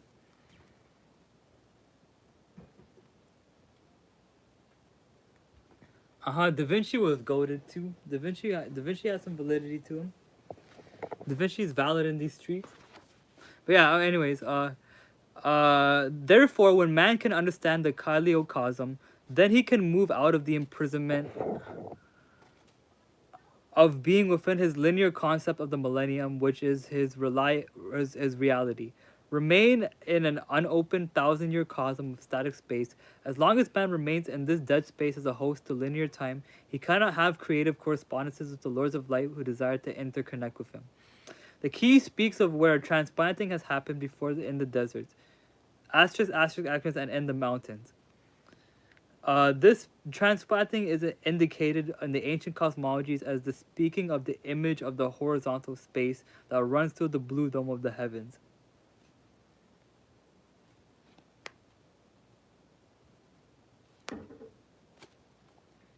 These cosmologies marked in stone show that there existed a direct interconnection with the higher heavens. These codes indicate a greater cosmology that we will once again understand by associating the crosses of the ancient astrophysical temples throughout Mesoamerica with the crossbar regions of the sky portrayed in stone and written in the fire letters of the ancient scriptures. The Nahuas, who inherited the Aztec and pre-Aztec philosophy, viewed their cosmology in terms of the horizontal world, uh, Sem Nahuak, and the heavens. These heavens were comparable to a blue dome. Within this blue dome runs different regions of the heavens, which are separated by what they describe as celestial crossbars. The crossbars function as floor levels. Uh, the crossbars function as floor levels or passages between the heavens, allowing various celestial bodies to move freely from region to region. The book, The Keys of Enoch by J.J. Hurtak. Sick cover, right?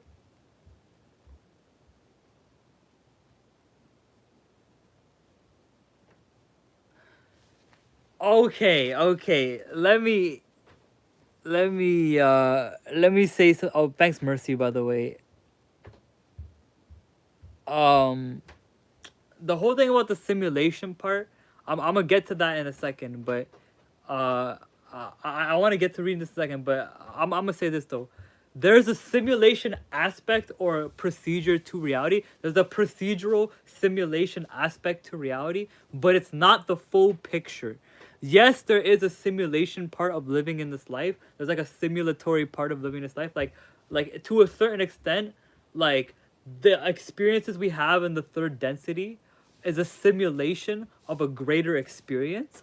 However, the that the what you do in the simulation I think matters, and because what you think what because the simulation will show the people who are running the simulation, i.e., the higher entities, or the higher power, that runs the simulation, develops and programs the simulation. What what you do in the simulation matters. Just because there's a simulation aspect of reality doesn't mean it's the full picture. Yes, on a certain aspect, on a certain level, life is a simulation, but that's not the full picture. That's not the entire picture of viewing it. You know, so this whole like simulation theory is like, it's like, it's kind of half baked in my view. It's kind of half baked.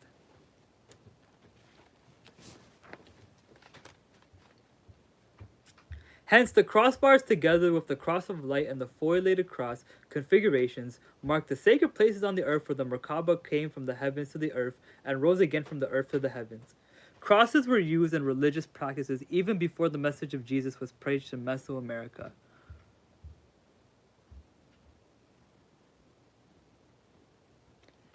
I'm gonna ignore that, but we're gonna continue reading.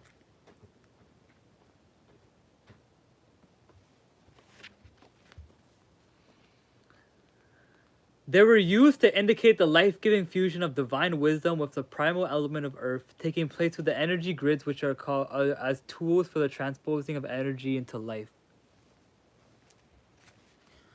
Thus, when the key speaks of the three stars, they are representing the magnetic star grids from the geophysical, the mental, and the spiritual forces encircling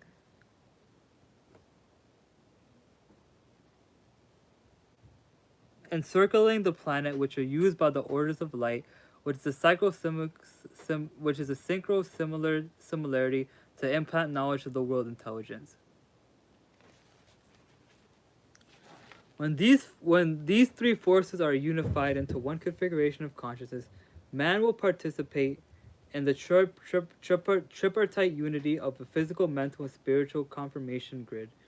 Without the distinction, interplay of events on all three levels, there cannot be any quantized achievements. For this reason, Moses, Jesus, Elijah have come down from the higher heavens into the physical plane to accomplish that which could not be simply accomplished through the etheric planes. Moreover, hold up. Moreover, these star grids intersect to form cosm of time arcs, which in turn can be used to change quantum events such as wars, destruction of species, etc. The use of these grids with various levels of mental vibration allows man to use the power of telethought communication and targeting information to global points within fractions of seconds. With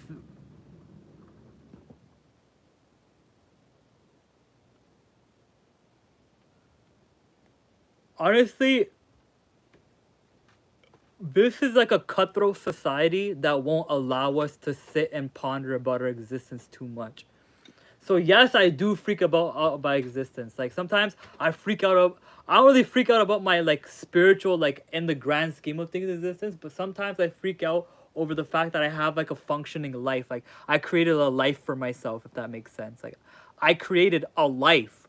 Like I created like a whole like story and like a whole like kind of like sequence of events that kind of happen in my life. Like that freaks me out. Like my life story freaks me out sometimes because of just how it all kind of just comes full circle, you know? Like that freaks me out. But the grand scheme of things of how I am spiritually doesn't necessarily freak me out. It makes me uneasy, but I embrace it. What freaks me out is actually more of the physical stuff than the metaphysical roles I play. More of the physical roles I play in society and tends to freak me out because it's more personal. It's more I can feel that more as a earthly human being, you know?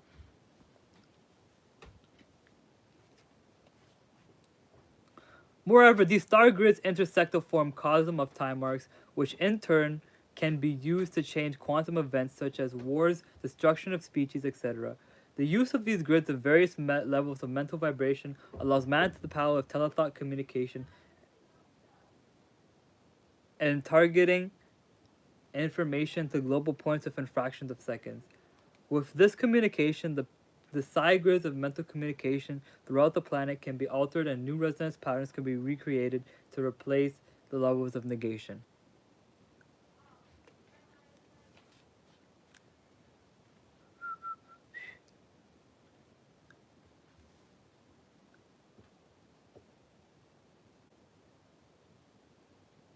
Why wouldn't you care about your story though? Your story is unique to you. Even if it's a 3D story, like your story is unique to you. No one can replicate your story. No one can replicate your no one can replicate the events that happen in your life one by one, one to one, right? And even if they can't they can't replicate how you reacted and how you mixed into those events either.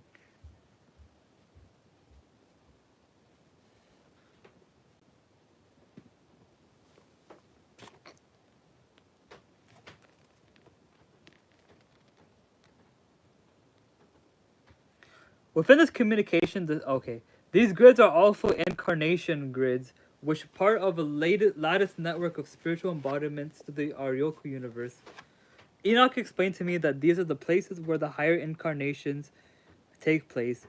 These areas are controlled by magnetism of the spheres, which, excuse me, which places a final magnetic blueprint on biogravation life structures.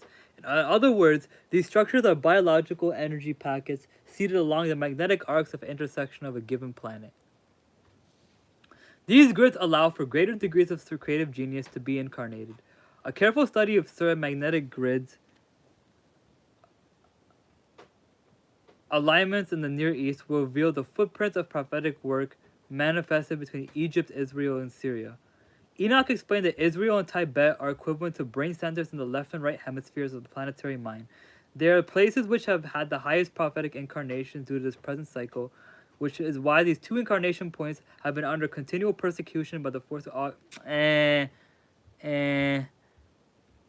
mean, it's under subjugation right now by some questionable people, but I would say there are nations out there that have been persecuted way worse.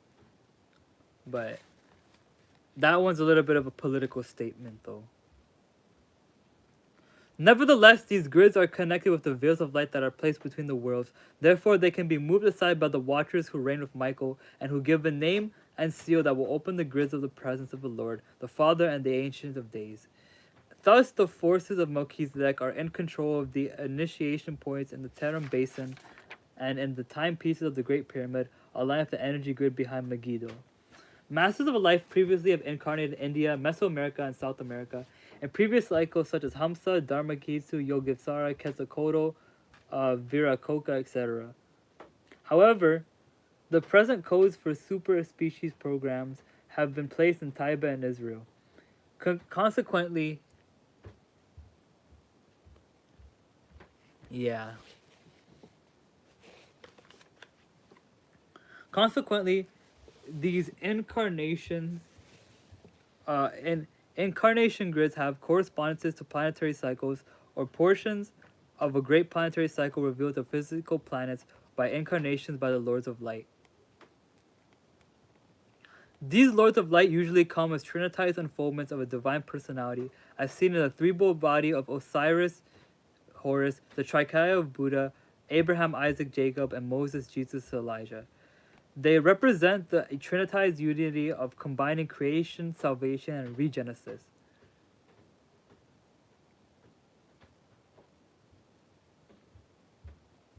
Okay.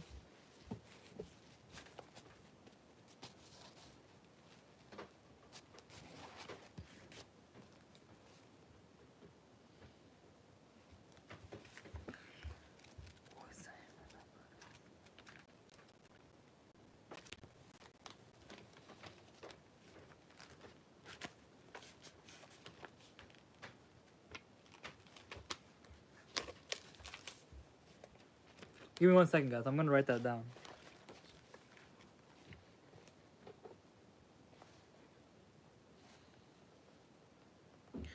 Threefold communication.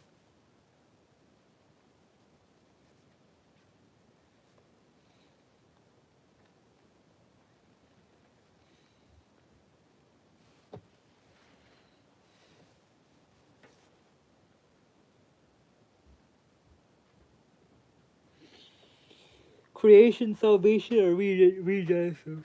Okay. Creation, salvation, recreation.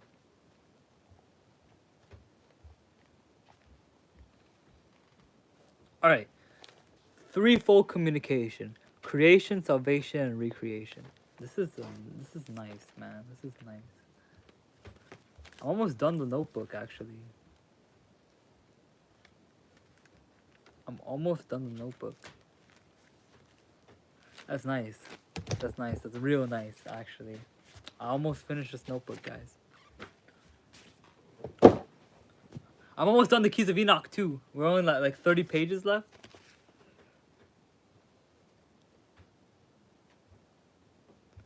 Therefore, the okay, hold up.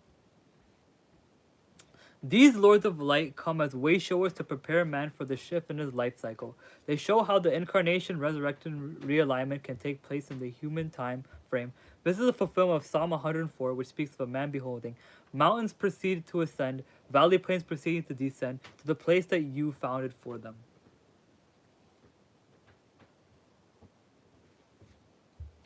These incarnation grids, therefore, are aligned with the changing magnetic grids of a given planet so that the lesson of death and resurrection is parallel to the shift of magnetic grids and space and life meridians in the greater universe. Thank you. Yeah, I have bad motor skills. I have very bad motor skills. I've always had bad motor skills. I was diagnosed with bad motor skills when I was in elementary school. So yeah, I have bad motor skills. Thank you though. Thank you. I appreciate that. Usually people say first or second grader, so I'm gonna take fifth grader as a compliment.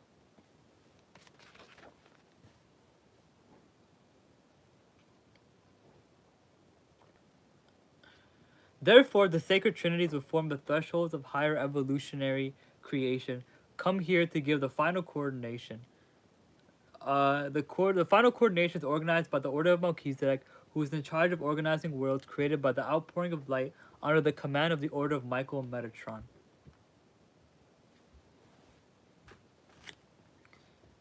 To define the sacred grid areas, we start out with the land of the return to the dove, the area of Altea, in order to understand the ancient significance of the reservation of Pelking Zaramea, the nation of regathering the brotherhood upon the earth. The head of the dove contains the teachings of encoded during the evolutionary cycles of the earth that give all knowledge relevant to the program of light upon this planet in relation to the star region of the brotherhood. The grids give the major orientation of those portions of the world that survive major cataclysms, as well as show where Earth history stands in relationship to heavenly events that are played out or are to be played out by the deliverance of this world. Within the area of the head of a dove, there is a smaller triangular grid of crystal that mark the sacred energy complexes that were actively used by the Brotherhood of Light. It is here that remains their technology upon the Earth during the cycle of Atlantis that can be found. See key 105. Okay. 105.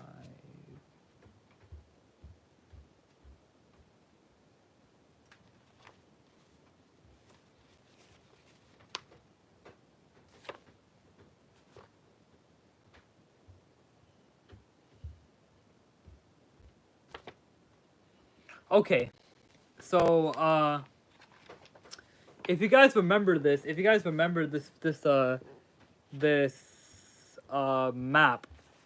if you guys, I don't know if you guys remember this map, but this is a map of North America that basically makes out the formation of a dove, right? This is what makes out the formation of a dove. If you guys see this right here, hold up, I'll try to show it close to the camera, but this is a map of North America that makes a formation of a dove, right? Hold up. There we go. There you go. That's coherent enough, right? This is a map of North America. See, look, it says right there. North America. It shows North America in the formation of a dove, basically. And Indiana Jones said that map's bullshit. Do do do do do do do do do do do do do. Oh, voice crack. Oh man, that was embarrassing. Don't make me do that ever again.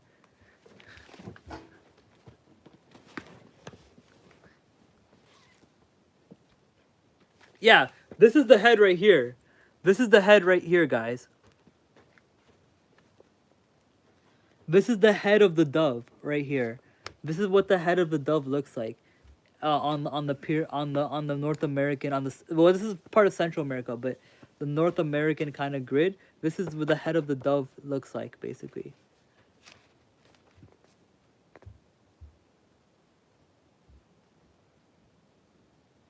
He just doxed himself using the dove. Yo, you ask a shorty, bro. Where are you on the return of the dove? What's going on? Just joined? Hello, Mr. Question mark, question mark. We are reading The Keys of Enoch by J.J. Hurtak. It is a occultic and spiritual text that revolves around the Enochian keys that are centered around the Hebrew letters, geographical locations, abstract and spiritual concepts, and philosophical ideas that kind of revolve around biblical and, yeah, biblical lore and stuff like that. But welcome to the stream, question mark, question mark. How are you doing? How is your life good? How's life treating you? You know? Let's go! Welcome to the stream! Welcome to the stream. Welcome to my hood! You know what I'm saying? Welcome to the stream. Oh my god! Yo, okay. Wait, 3, 1, 2, 3, 4, 5, 6. 9 times 6 is 54.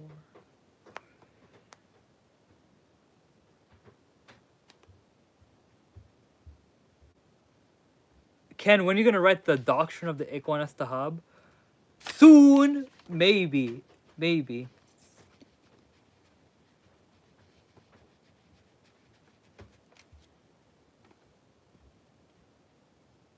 Hey. There will be no politics allowed in the stream. We do not care who you voted for. We do not care. We do not care who you voted for.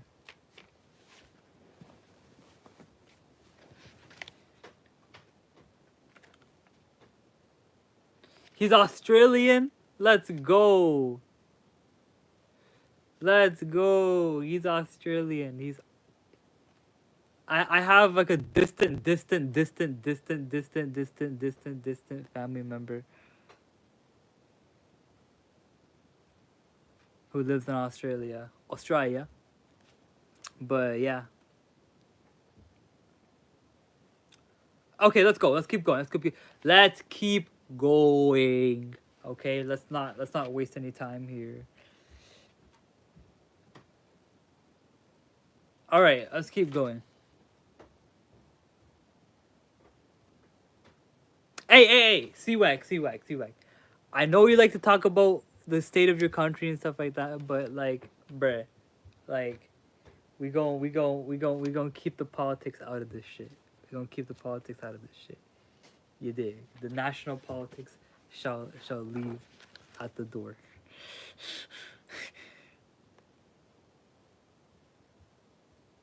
Yeah, I gotta lock in 100%.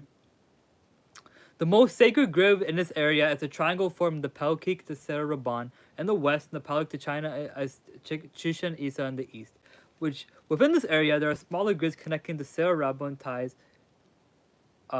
It is at Seraban that the treasures of heaven are placed with the seal of authority upon the crystal models located from the head of the dove. Okay. There the treasures in the heavens are attached to the earth by the order of Melchizedek, and the seal of Melchizedek seen as 9 pyramids interlocking to form a Star of David upon the cross of space and time. These treasures are distributed through these grids of consciousness transplanting that have selective settings on the earth platform as nestings waiting for development or ripening of the human world of consciousness. 100%. Another important grid complex that is used by the Brotherhood of Light is conjunction within the restoration of the land of Dove. It is found in the pyramidal complexes of Peru and Bolivia. Here, the pyramidal complexes that are important are the 25 pyramids of Apuro, the pyramidal network as trophical systems at moral systems, and the pyramidal grids at and Pachamac, and the desert mountains of Peru, and the pyramidal Seta Chanke, Jeket Epi Q, and Viru.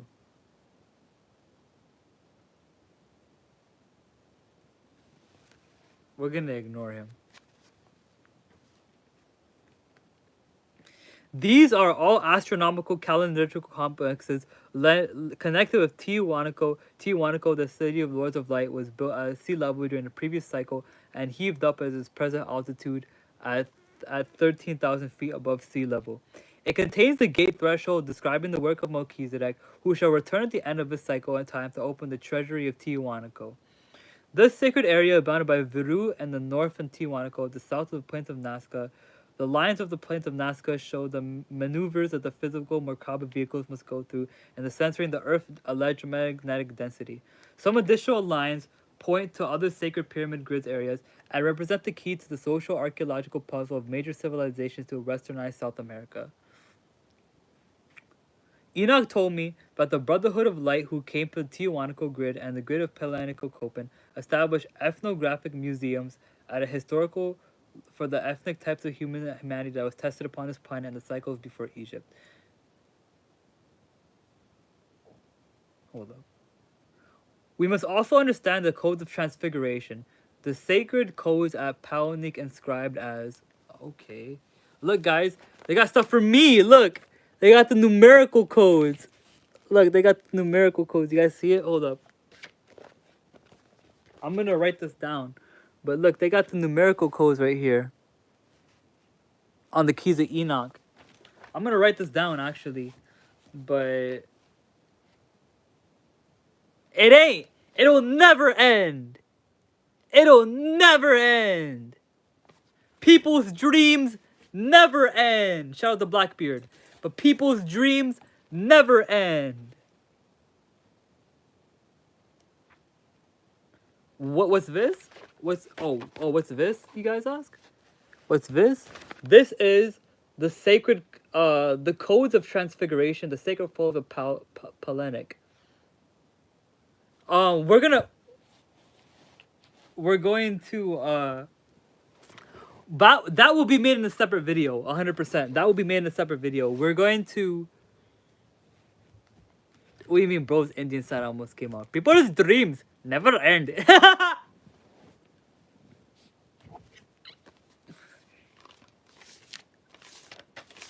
That's the best Indian accent you're gonna get from me. That's the best Indian accent you're gonna get from me. Because people's dreams indeed do never end. Okay, these look like phone numbers, honestly. These look like phone numbers. But we're gonna write them in its symmetrical form too. 204 174 012. Let's see. 032 146 264 026 242 113 012 063 132 063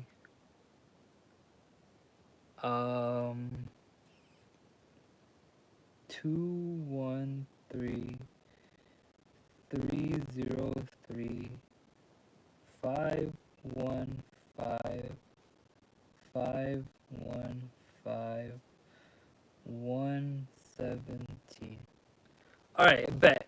So we got the numbers printed out right here, as you can see. I know I have bad handwriting. Okay, it's been commented on before.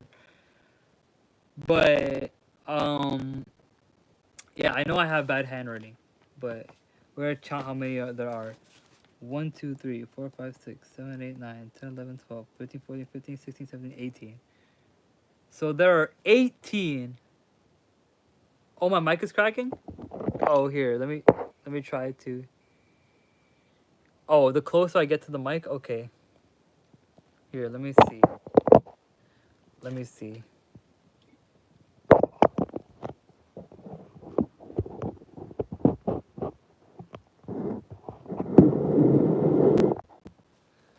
All right.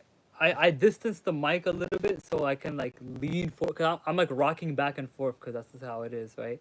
I'm like leaning forward, so it's like if I lean forward towards the table, it's not gonna like get too distorted when it gets close. But yeah.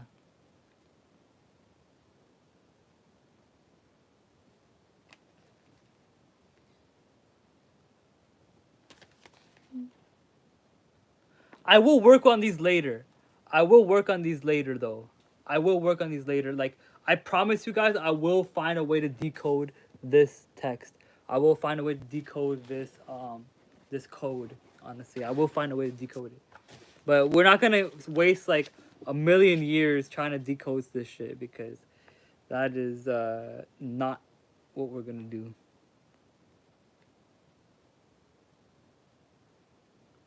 I'll give you a pass cuz you were making like an offhanded joke. Just don't don't don't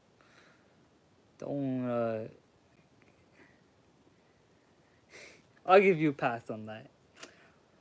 Yet there is a greater image, the image of the Adam Kadmon, which we bear witness to, the image of Melchizedek as the image of our Adam Kadmon. As Jesus said, if you could see your real image which came into being before you, then you would be willing to endure anything. In all of these grids, it should be understood that a familiar name stands out that connects the sacred culture of Mesoamerica with the region of the Middle East. This name is Yod He Wah, representing the Great White Spirit, a manifestation of Yahweh. Other round numbers of where Melchizedek has reigned are revealed as stone calendars at Stonehenge and Woodhenge to Great Britain and Rujum al Hiri, east of the Sea of Galilee. This computer by the Sea of Galilee demonstrates uh, uh, how two calculator spheres operate like a digital computer. Many of these megalithic sites are aligned with specific star grids. Sirius, Orion, and the Pleiades were often used by pre-scientists of previous cycles for their trigonomic calculations. However, the most important grid structure for our present program is the copper grid structure where unleashed the Megiddo, which is a sign of Mount Tabor in Jerusalem. This is a timepiece for the Great Pyramid. Megiddo will reveal an underground network as the central focus of uniting the harmonics of the conscious grids of the planet. This will allow for different combinations of spiritual energy to converge in one sympathetic pulse and the awakening of the planet. Yet we cannot speak of the round numbers without mentioning the Great Pyramid, the most precise grid of sacred geometries ever encoded in stone. Contained within the Great Pyramid are numerous codes pertaining to the pertinent to the interrelationships of man with the planet, the solar system, and the entirety of the galaxy. However, in discussing the various interconnecting grid formations, one of these codes stands out as the measurement of the Christ angle. The Christ angle is formed by the intersection of the first ascending passage with the Queen's Chamber floor level for the level of the summit of the well shaft. The angle that was formed is 2618 feet by 9.7 inches. Man, this is using American measurements. How is this a code?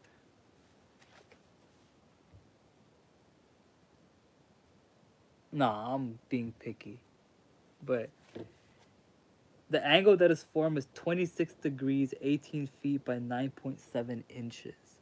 Okay, I'm gonna think about that for a second. Uh,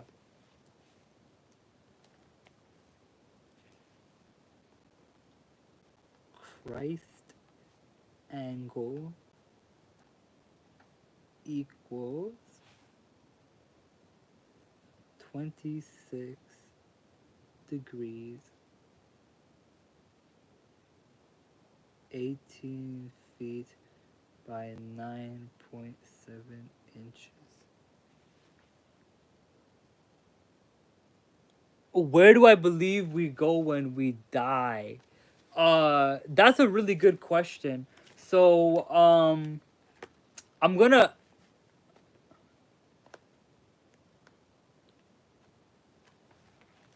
a lie like bro, like what the hell? Man's jacking my stream. But yeah, where do I believe we go when we die? So, if you're still there, Damien, I have it. I have a theory, okay? Because no one has the answer, right? No one has the true answer of where you go after you die. Everyone just has speculations. So my speculation of where I believe where we go when we die is that first we we resurrect. So what happens is we die, we resurrect, we go through an alchemical transformation that puts us into the polarizing transitioning stages, which are known as heaven or hell, right? So we go through this process.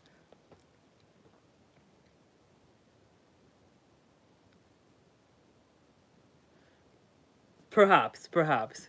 But anyways, what I believe will happen, Damien, is that we die, we resurrect, we go through a process of transitioning, right? So it's like before we enter a new world and a new experience. So basically what I believe is we're gonna enter a new experience, like a new system and a new world to live in. But before we do that, um we have to basically like go through a transitionary stage. Now this transitionary stage is known as heaven or hell. This transitionary state, kind of like reincarnation. I wouldn't say it's reincarnation because we don't come back here. We come back to a new experience that is like here. Basically, we come back to a new experience. Basically, we come to a new experience. But before we go to a new experience, we have to transition first. We have to transition and recover. Basically,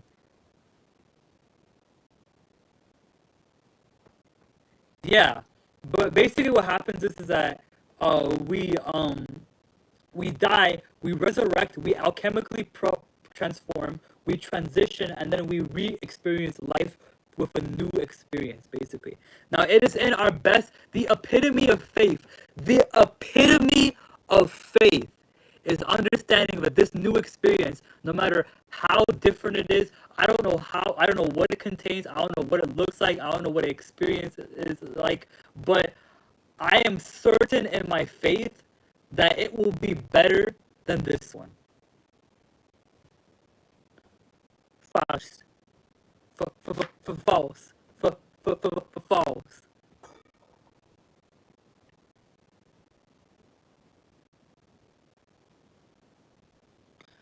Is there really an end though? Because people's dreams never end. You know, like, yeah, but um yeah, like, so the extreme polarization, like extreme polarity is an act of, so I won't like say too much because I want to keep some of the stuff I say on the lows, but sorry, uh here, let me keep a considerable distance, but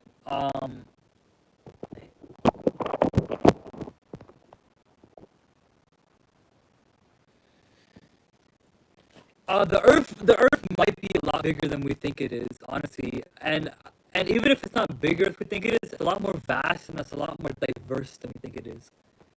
But I think it's because I went closer to the mic again and it got distorted. But yeah.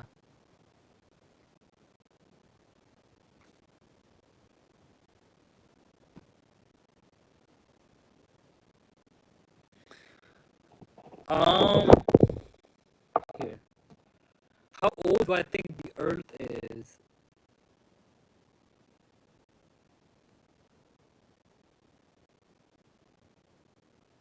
How old do I think the Earth is? I don't know. Honestly, I never really thought about how old the Earth is. It's gotta be billions. It's gotta be in the billions, so. So you know, we talk about, oh, I'm in my 20s, I'm in my 30s, I'm in my 40s. Earth is like, bitch, please, I'm in my billions.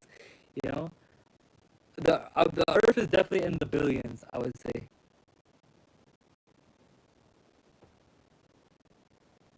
How many Earths do you think there has been? Oh man, damn, that's a crazy question. That's a loaded statement. I don't know, man. But my mentor Jamal, so that Jamal, don't put up the nine. But my mentor Jamal, he told me that there are seven origin points. So there's seven big bangs. There's like seven origin points, and we got seven people alive right now too. But my mentor Jamal, Jamal, don't put up the nine. He told me about these seven beginnings, or the 7 Genesis points. So so we are the final Genesis point. We are the last Genesis point. Yeah. So we are the final Genesis point. The jinns came at the Genesis point before ours, and then the angels came at the Genesis point before their Genesis point. So something about jinns, guys, is that jinns are like the middle child from a human perspective, right? They're not low enough to be humans, but they're not high enough to be angels, right? So yeah, that's my take on them.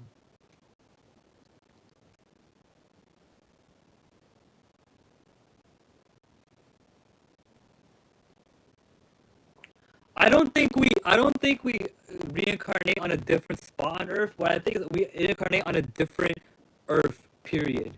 Like I think once we come here, once we come here and once we leave this place, that's it. Right? Well, what happens is the universe gets reformed into a new place. Like it gets reformed into a new universe, basically. And the reason why I'm so emphatic, and the reason why I'm so emphatic on the we only get one shot here kind of thing is because the only reason why I'm so emphatic on the we only get one shot in here doctrine is because of the doctrine of oneness. It's about the doctrine of monism, right? Monism focuses on the one, right? It focuses on the oneness, right?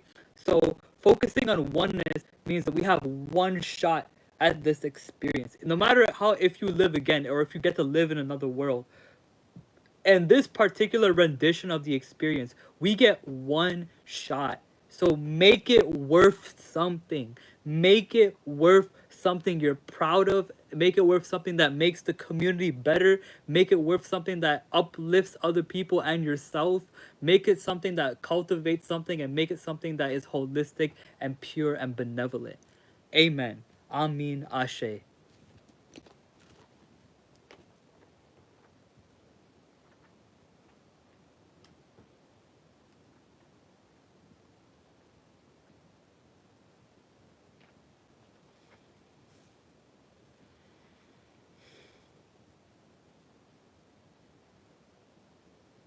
But continuation of this angle eastward from the Great Pyramid points to the town of Bethlehem, giving the precise angle of how birth, death, and resurrection are fused together.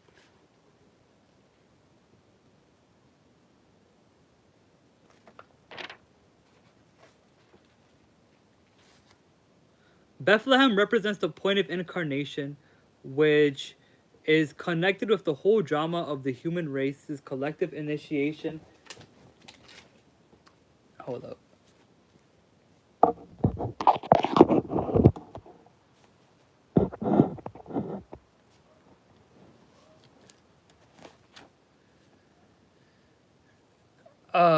Into the pyramid. This demonstrates the unique balance of this evolutionary cycle of man proceeds over the well shaft like water being drawn out of a well flowing towards Bethlehem.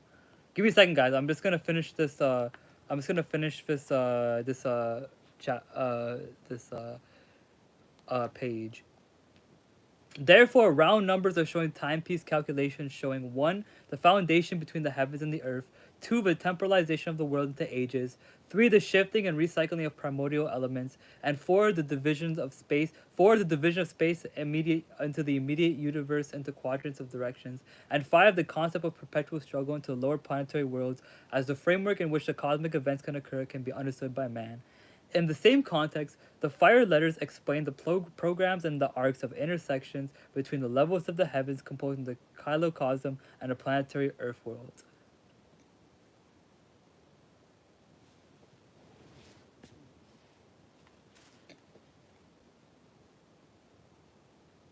In essence, the flame scriptures were composed out of living geometries of God words extended to the connect with the vibratory resonance grids of the earth. The Book of Numbers shows the numerical interface of God's people with the vibratory resonance of the earth, for within the Book of Numbers is coded the tribal units for each of the 12 tribes of Israel. By calculating these numbers in the term of 360 circles, see key 206, a unique relationship. Oh, hold up, key 206.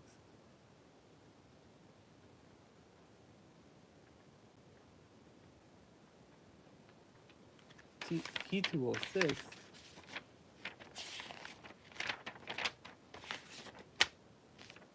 Oh, this one doesn't have it. Aw, that's a bummer. This one doesn't have it.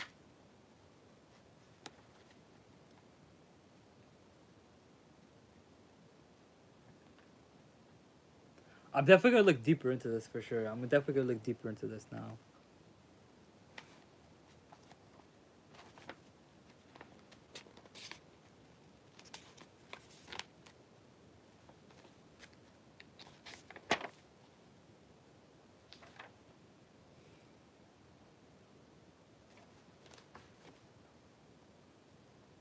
Originating from the Great Pyramid, a unique relationship by calculating these numbers in terms of 360 critical. See key 206. Originating from the Great Pyramid, a unique relationship is revealed in direct correspondence to the sacred areas of the world.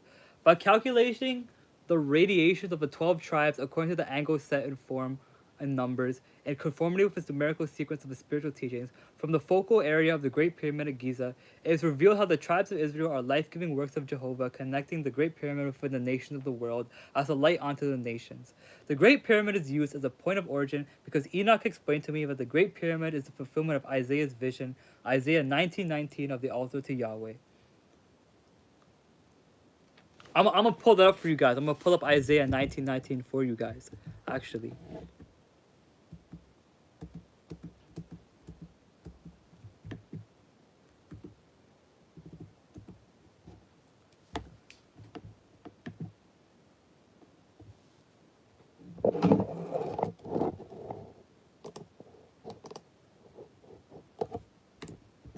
Isaiah 19:19.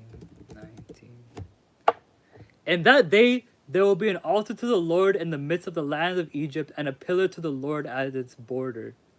This verse speaks of a future time where Egypt will have a place to worship the Lord in its center and a monument in its border. It signifies the turning point for Egypt where they will acknowledge and worship the God of Israel. Okay, nice. So, the construction of the Great Pyramid basically kind of, like, not the Pyramid of Giza, but the construction of the Greater Pyramid and like the the keys in Enoch's vision basically talks about the this vision of Isaiah, which I think is pretty interesting. Honestly, I think that's pretty cool. I think that's pretty cool.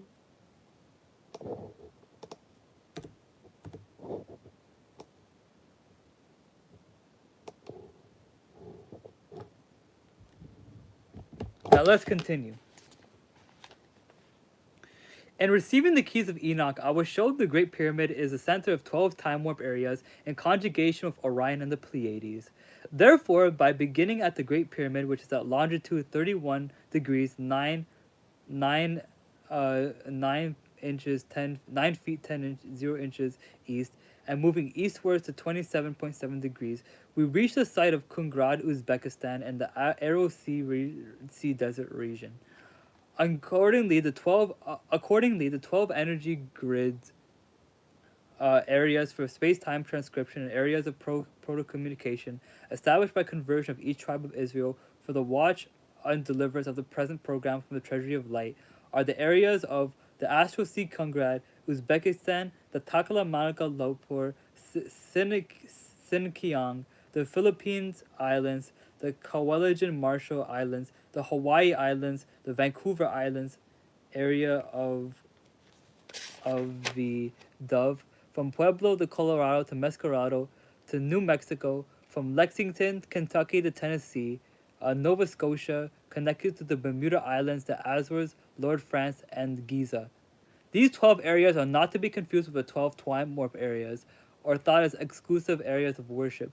They do, however, show a correspondence between ancient tables of Israel that were given thousands of years ago, that stepping stones that are being used by higher evolution to coordinate our program according to every letter and mathematical value in the program of the Holy Scriptures. So,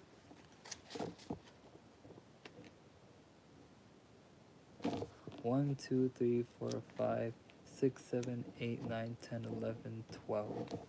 So look, guys, this is This is like a really good visual, honestly. This is a really good visual. You guys see this? You guys see this? Hold up. It shows the 12 pyramids around the world.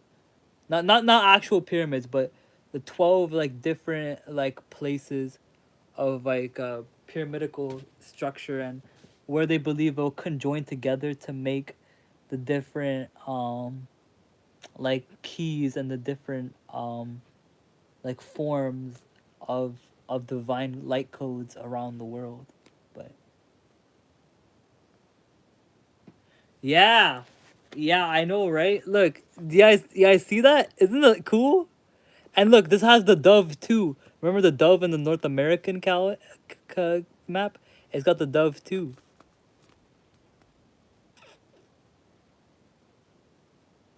What do you guys think of it? Does it look cool? What do you guys think of it?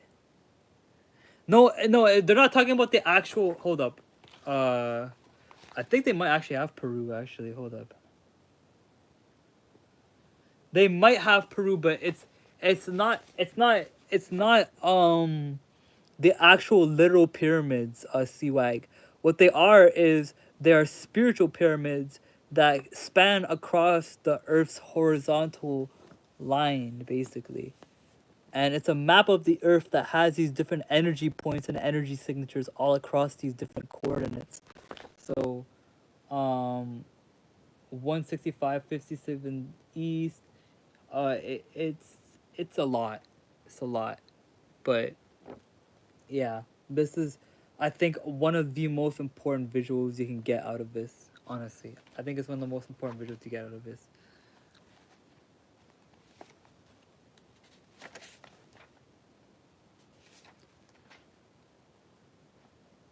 Enoch said that everyone can be in unity with God, since the offering of every breath is a chemical offering of a life substance which brings you one step closer to your eternal body of being on the other side of time. These higher cosmologies were given from which we are drawn our inspiration. The ancients believed the intelligences were brought with these higher cosmologies will return of the coming of the sword of light to set man free. I was told that after this took place, man would once again create cities of light, for he would have the sovereignty of light at his command, not just the sovereignty of the sunlight, but the sovereignty of Melchizedek. Thus, the key of Enoch, this key of Enoch is the key science of the past, because only through the work of Melchizedek is it possible to properly decode and encode the timepieces according to the revealed program of the present age, directing according to the sovereignty of Yod He Vav He. The elect are the people of the plan, called by faith to Yod He Vav He before the foundation of this world, and dedicated to the faithful working out of God's plan. In close cooperation with the heavenly host, the hosts administer protection through the order of Michael, build pyramids according to the order of Enoch, and tools of transfiguration and liberty to the order of Melchizedek.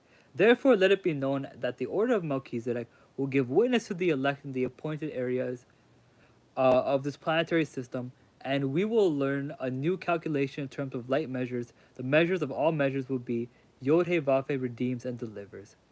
Let the mountains shout for the Lord joy, and the valleys cry aloud. Let the sunken seas and dry lands tell of the wonders of the eternal King.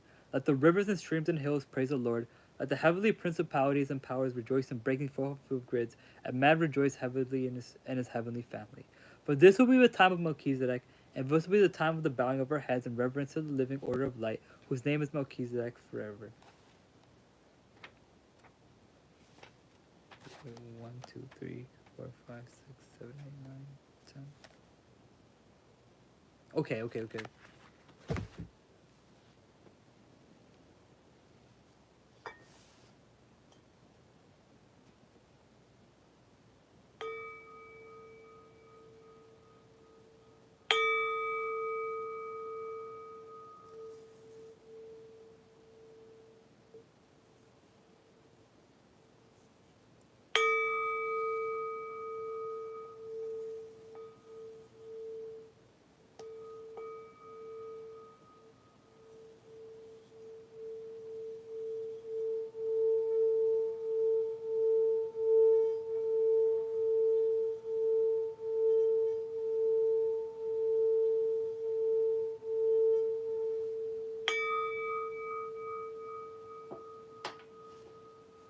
Alright, you guys ready for the next chapter? Alright. Oh, Lamed Vav. Okay. This is really cool. This is really cool. Like, this is Lamed Vav. You guys see that? Yeah. What's it called? I like sound therapy. It helps, like, kind of helps clear the mind a little bit. What? What do you mean, you? Did you see something you shouldn't have seen? Did you see something you shouldn't have seen?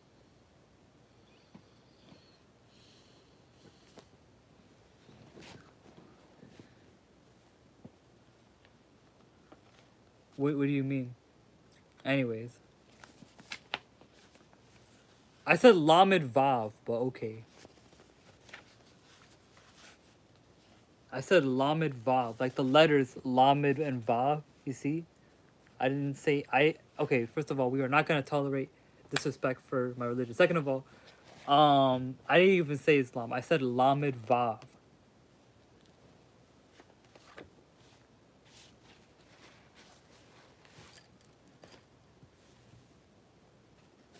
But here, yeah, guys, look, it's the tree of life. It's the tree of life. What is the purpose of life?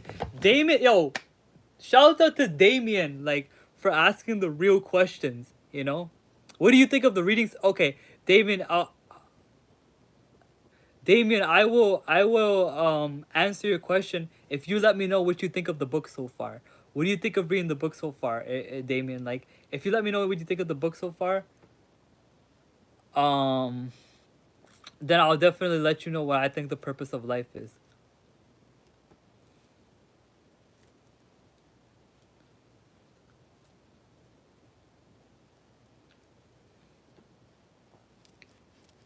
So yeah, Damien, if you let me know what you think about the book, then I will definitely answer your question on what's the purpose of life.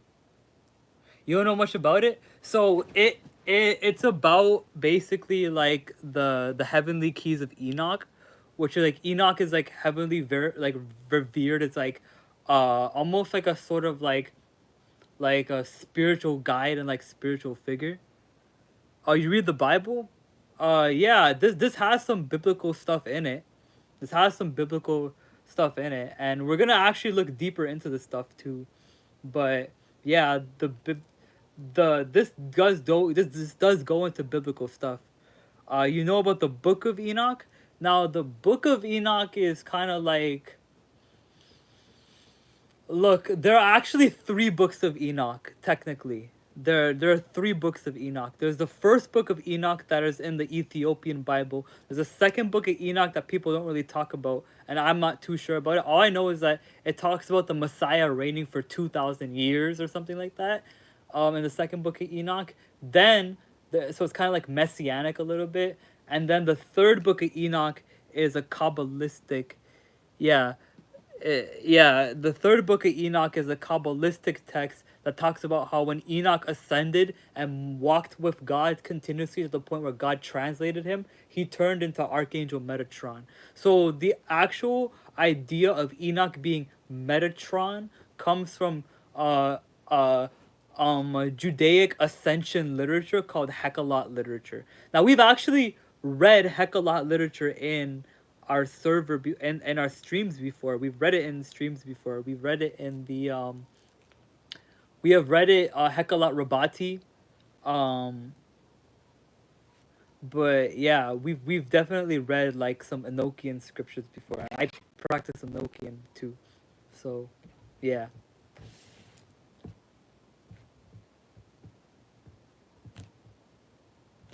One, two, three, four, five, six, seven, eight. Wait. 1, 2, 3, 4, 5, 6, 7, 8, 9, 10, 11, 12, 13, 14, 15, 16, 17, 18, 19, 21, 20. Okay, so there's 22. You guys see this? This is actually a really cool rendition of the Tree of Life, guys. It's a really cool rendition of it. I think it's a really cool rendition of it, honestly. But anyways, we're gonna keep reading. We're gonna keep reading because, there is no tomorrow. We have 20 more pages, guys. 20 more pages. That is crazy. We're almost in the tens, guys. We're at 20 more pages. But the keys to future government come with the seraphim and the brotherhood. They tell us, rejoice, children of upright consciousness and light. The kingdom of light comes quickly. Amen. We're almost done the book, guys. We're almost done the book. We're almost done. I swear it'll be over. I'm like Billy Carson a little bit. Never compare me to Billy Carson ever again. But, yeah. The key, look, guys. The keys to future government come with the seraphim and the brotherhood.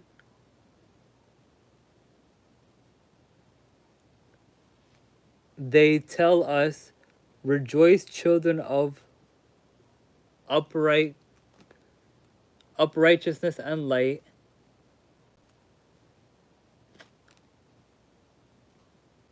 The kingdom of light comes quickly. Amen.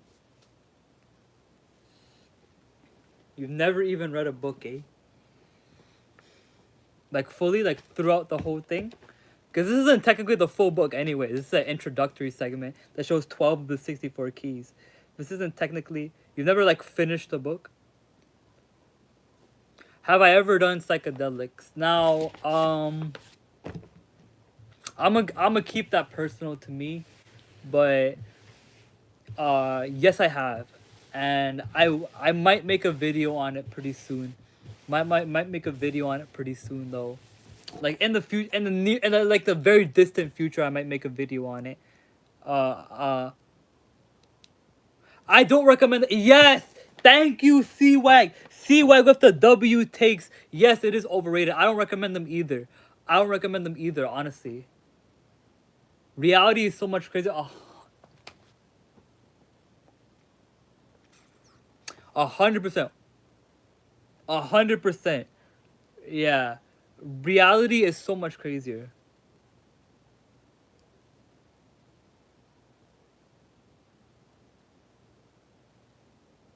Yeah, the duality, yeah. Yeah. Yeah, exactly. You don't need to use these psychotropic substances to like enhance your spirituality. It's not necessary.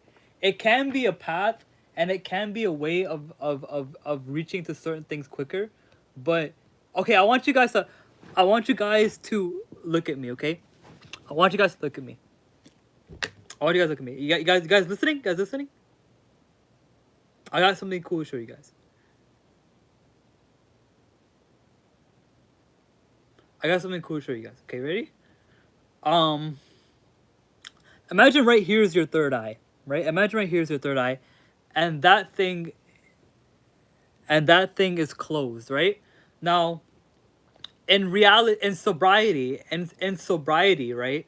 What you want to do with your closed third eye now? Why is the third eye closed? It's blocked. It's blocked with residue.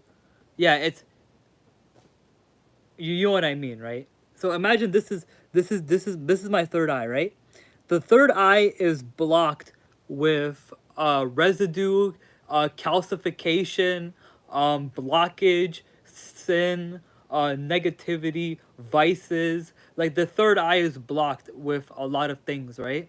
Now the thing is that there's two ways of opening your third eye from a certain view, right? You can you can clean out all the residue. What you can do is that you can take off all the residue, all of the calcification. No, I didn't say bison. No, I didn't say bison. I said calcification. But basically, you can take all the residue off of your third eye and open it naturally, right?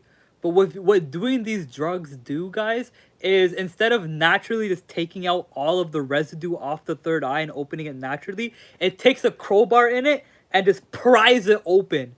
And you might pry it too open to the point where you might see too much for your own liking. Okay? So please, please, please try to approach spirituality from a sober mindset. It'll definitely put you in the long term. It'll definitely benefit you in the long term if you look at spirituality from a sober perspective. Because there are too many people in the spiritual community who just abuse drugs and then basically think, well, I'm spiritual. Like, no, like, that's not how it works.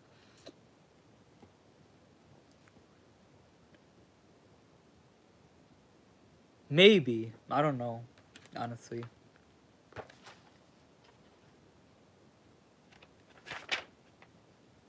Anyways, the keys to future government. Hold up. The keys to future government come with the Seraphim and the Brotherhood. They tell us. They tell us to rejoice, children of uprightness and light. The kingdom of light comes quickly. There is a forming of the new worlds at this time, for there is to be soon existing new planets, and the creator sovereigns of this local universe, known as the Council of 12, have been studying the charts, which are the arrangement of the manifestation of a new physical existence. The Council of Nine has governed this area of physical existence from the beginning of that area of expression from the Father's word. The nine shall place upon the new realms those physical souls who have perfected themselves upon the earth plane. These souls who have evoked to the highest point of the advancement of earth shall be of the new creation.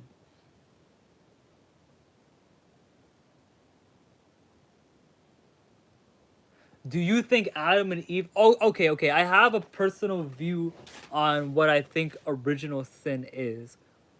Uh, Original sin is dualism. It's duality. Okay? So before Adam and Eve had the knowledge of good and evil, they were all one. Everything was one thing. This is why Christians pray like this and this. Why do Christians pray like this and this? It's to represent the oneness, right? It's to represent the unity. So you have the right hand and left hand, and it comes together. Even in basic Christian sacramental practices, uh, it emphasizes on oneness. Even this also represents oneness, right? So basically, when you're praying in this mudra, you are centering yourself towards oneness. Basically, this is the Anjali mudra, by the way. But basically, the original sin was dualism. So basically, I Jesus Christ loves you too, man. But the original sin was dualism, basically. And so when Adam ate the fruit, or Adam or Eve, or I know it says in the Bible Eve ate the fruit, but really it's irrelevant onto who ate the fruit first. What's relevant is the message, right? What's relevant is the message, right?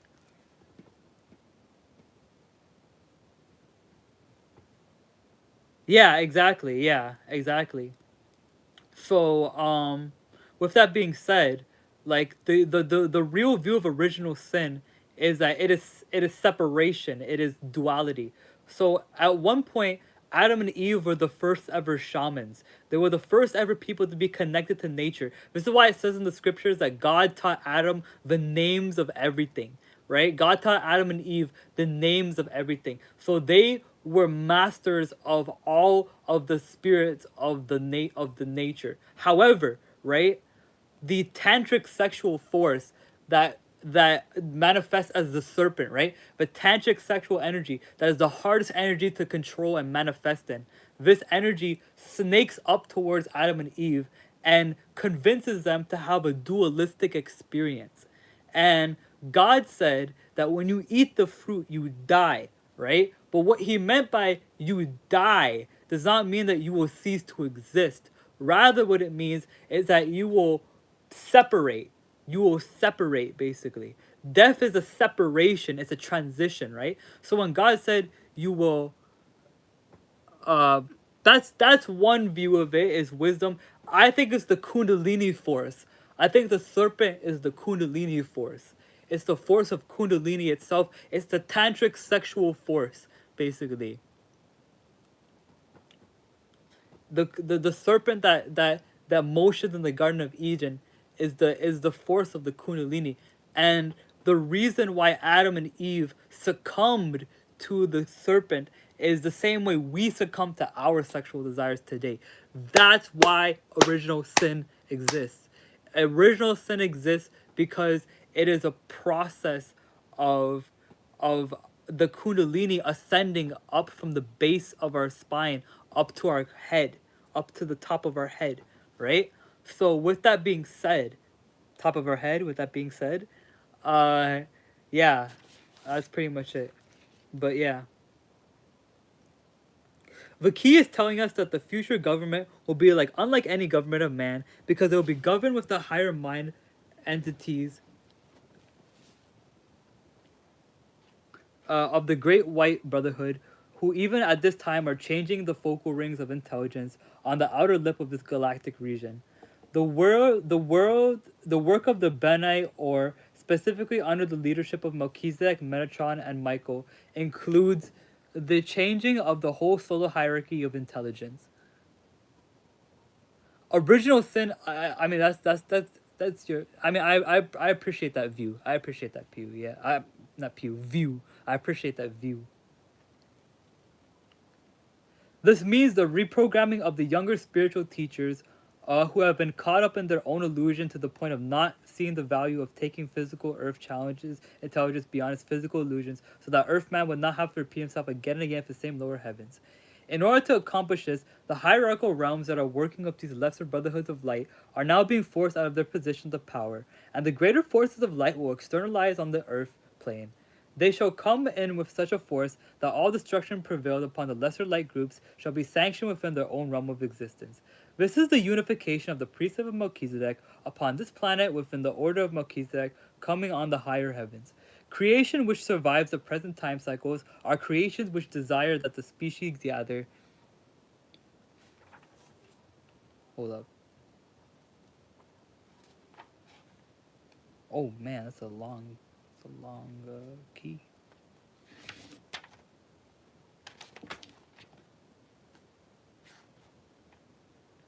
Creations which survive the present time cycle are creations which desire the species gather light and life into the image of a similitude of the highest evolution, uh, which is the living universe.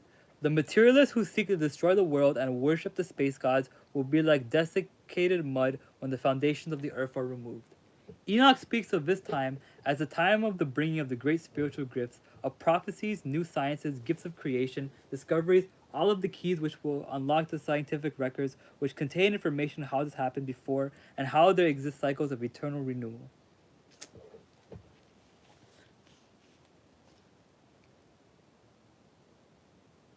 This is to prepare man for the space-time overlap, for the coming of the seraphim and the brotherhoods of light, who will help the righteous lay the new foundation of the new earth. This will be the time of the appearance of the Holy Trinity of Light, which will bring greater understanding of all previous worlds of creation and worlds to come for the chosen seed of light. The younger souls of the faithful who survived the old program will become the people seed of the Christ people upon the planet. The faithful who are already initiated into the many gifts will be taken to other planets. This will come to pass only after the unrighteous are removed from the face of the earth. At that time, the earth will be a new electromagnetic orbit, and there will be a new heavens and a new earth.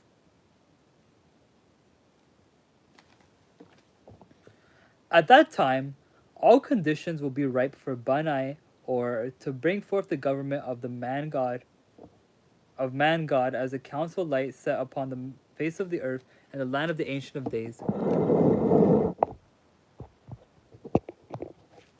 Give me a second.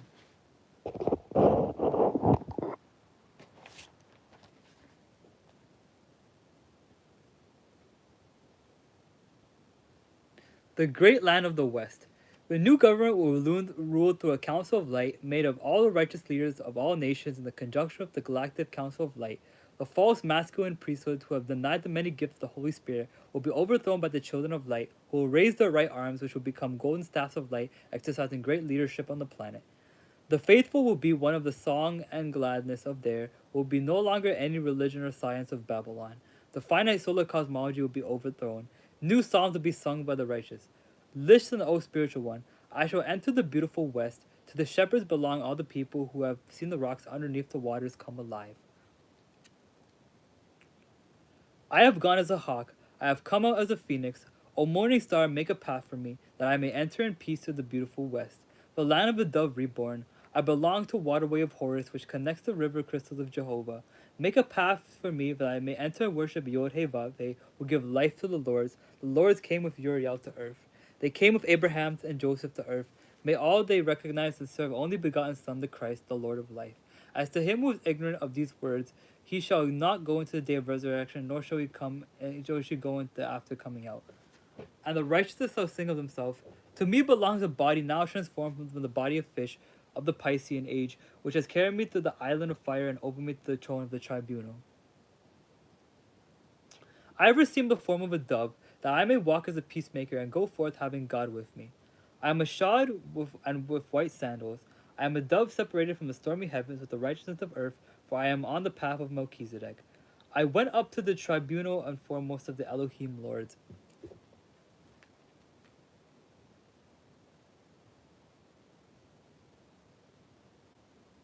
Yes, sir. And in their midst I was judged with those in the presence of the members of the realm of the dead.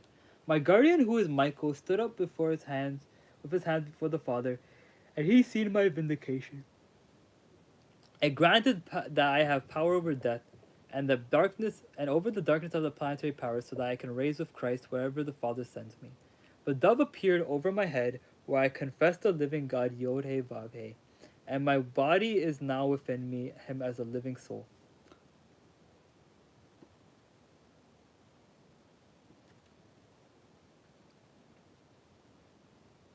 I fly up. I have removed the hearts of those who have feigned in their hearts love with hatred. Now I enter the mansion of the foremost of the Westerners, who serve the great white throne in the midst of the earth. The strength of my soul protects me. My family, my children have been properly prepared with the word of God. I speak to those who are to prepare themselves for the council tribunal of the mansion of the foremost of the Westerners, which shall reign after the world has been shaken. The God of my salvation is at the right and left, and before my eyes. Be be Christ-like in the sacred land in which you are.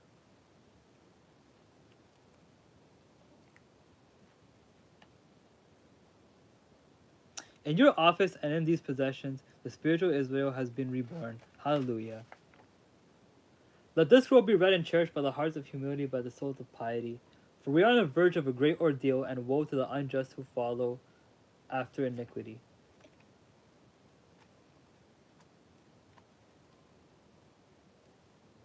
Oh my god, we're almost done. We're almost done, guys. Oh my god. Yo, we are 17 we are 17 pages left. 17 pages left, guys. We're almost done the book.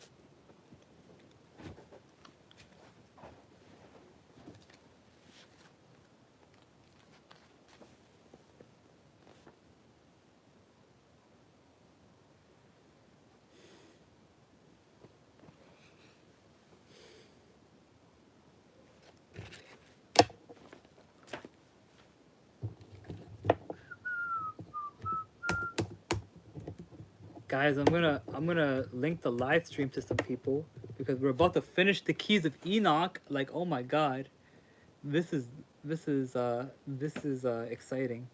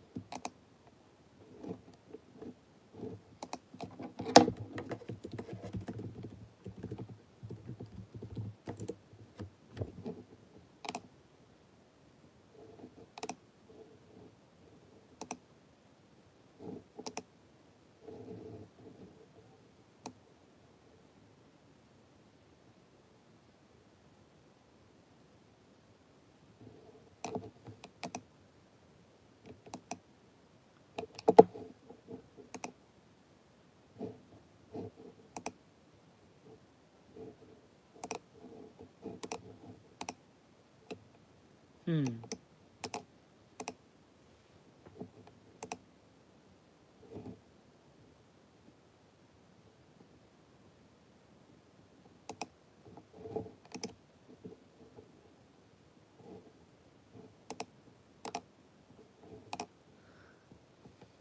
All right.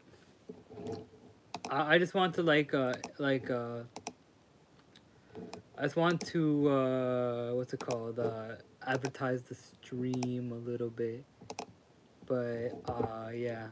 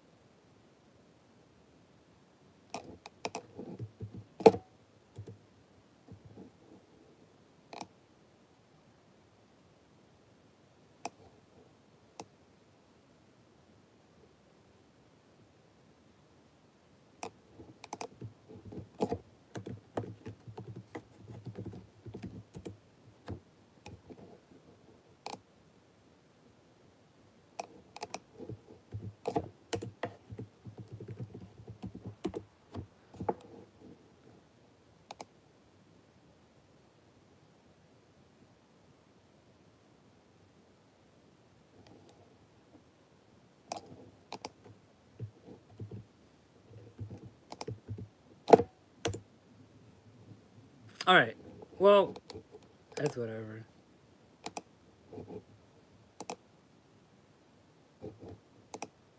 Do I believe Jesus died for my sins? Well, here's the thing, right? My mentor actually has a really good video talking about what does it means for Jesus to die for my sins. But what I believe is that uh, Jesus, the ethereal spirit, the spirit from the highest realm of the tree of life, basically experienced death so that he could transmute it. Like Jesus from the highest realm is from the highest realm of the tree of life. It's from the Kether realm. He's a Ketherial, right?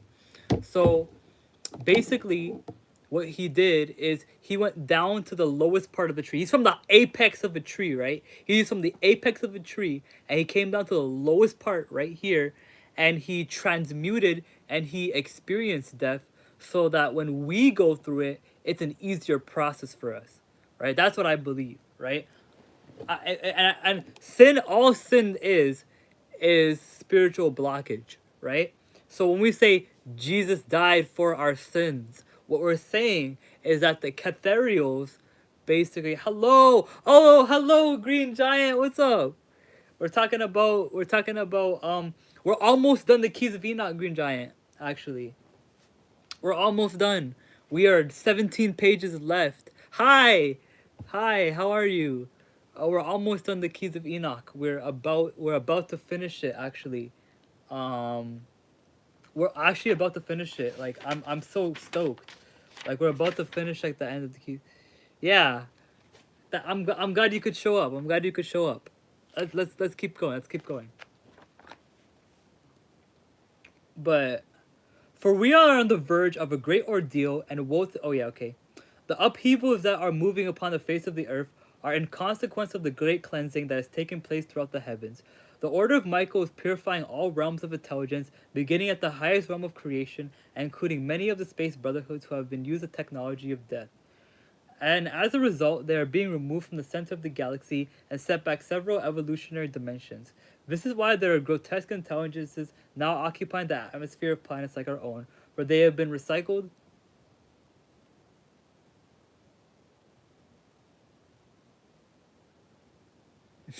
Okay, buddy. This is why there are grotesque intelligences now occupying the atmosphere of planets like their own, for they have been recycled to the edge of space so as to be humbled in the painful path of evolutionary renewal. But these grotesque forms only constitute a portion of the mutations created by the fallen masters of light. Many of these grotesque forms, along with their masters of light, who are of the atomic appearance, are being placed in the regions that will be vacated by planets like Earth as the Earth is advanced to a higher orbital frequency. Privileged are the righteous, for their glory transcends all praise. Yea, they are beyond the knowledge of what has already come.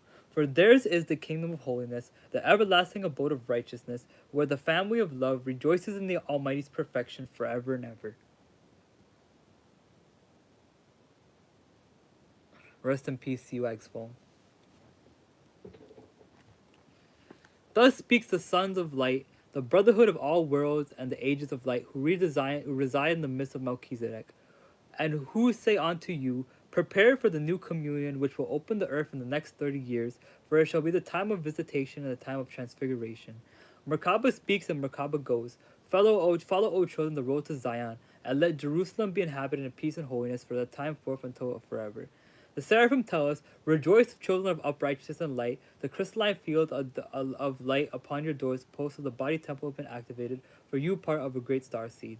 And the name of his temple within you, which shall not receive the angel of death, but the angel of light, is called Amen.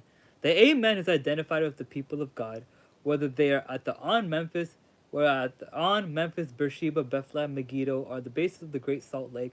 All these faithful communities will rejoice because the light has already been centered to the crystalline fields beneath these cities.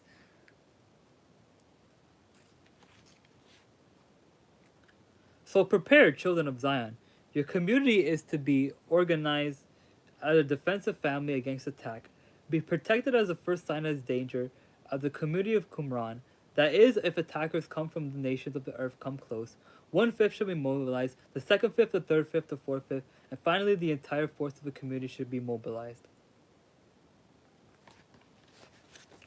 The community is the nucleus of light, and the communities of light which are under the holding patterns of a son of light will be protected by the Merkaba vehicles against the sons of darkness.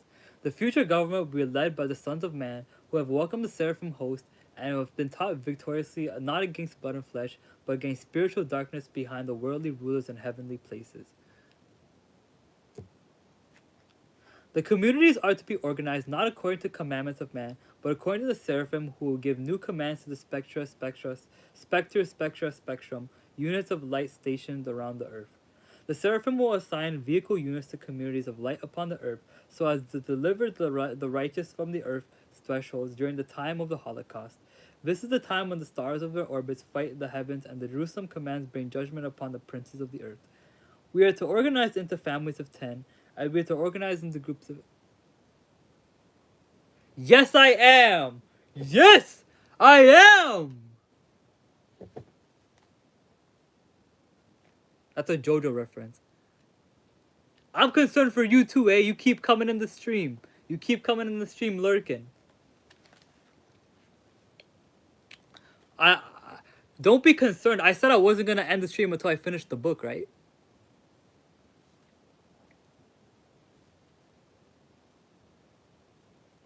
But yeah. The seraphim will assign vehicles units to the communities of light upon the earth, so as to deliver the righteous from the earth's threshold. Okay, yeah. We are to organize these families of 10, and we are to organize these group of 10 believers. We shall be given 2 Ophanim, 2 Seraphim, or 2 Beni Elohim energies of light, which will take us to the spectrum vehicle to cross the light spectrums into the higher dimensions of creation. The beings of light who serve Yod-He Vav-He will establish academies for future science as base of scientific training. In Metatron's name, they will establish academies of light as basis of spiritual educations in Maitreya's name, and they will establish Melchizedek's life stations as basis for galactic unity and regency upon the office of Christ upon earth in Jesus' name. They will govern through the Messiah, the Christos body of light redemption, which is given to all of us the work of the Star of David as our model for future government. For in order to partake in Yod-He Vav-He's kingdom, man must interconnect this pyramidal life station with the Jerusalem command.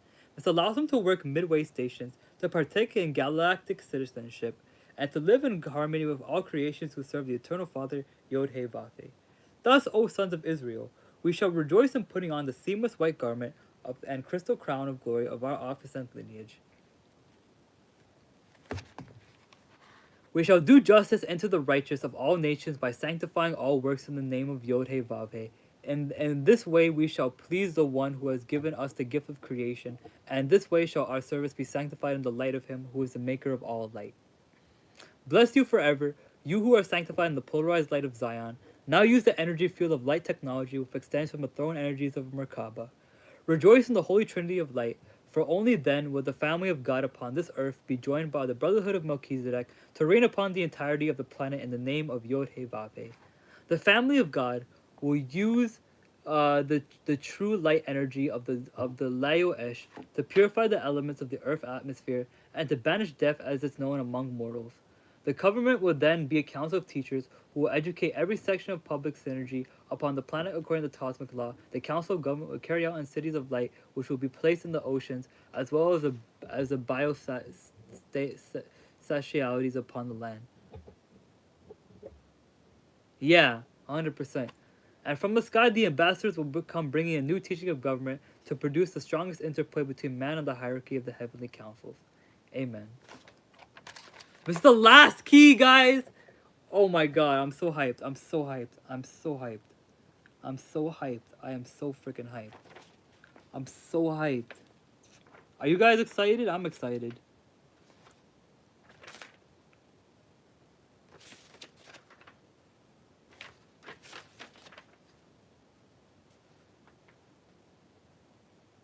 Layo-Esh, pillar of light, energy projection of light used by brotherhood.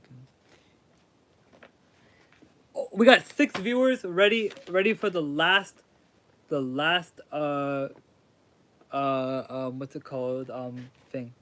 In the universe to come, all will give account of the way that use their energies of love within their space and time. The universe is like a wise man who called before the throne of his creative wisdom all the visual scenarios of his past life. There where all the flowing energies of his membrane were called the redispatch. And he called himself those living pictures which were fitted into his membrane in love and creative energy towards the continuation of his life. Membrane of glory within membrane of glory, those, however, which were in the image of destruction and wickedness he cast out, lest the membranes of hate contaminate a membrane of love, and the next ordering of evolution.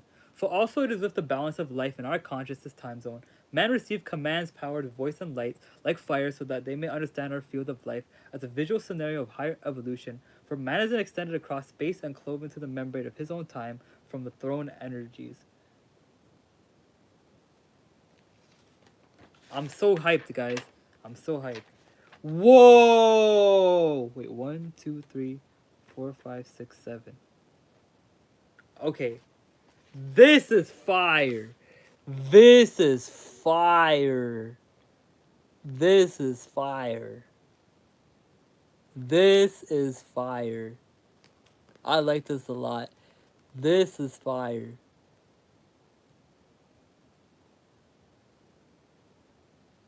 What do you guys think of it? What do you guys think of the visual? Isn't it fire? Literally, because it comes from the ethereal realms. This is a nice visual, honestly. I like it a lot, honestly. It's a nice visual.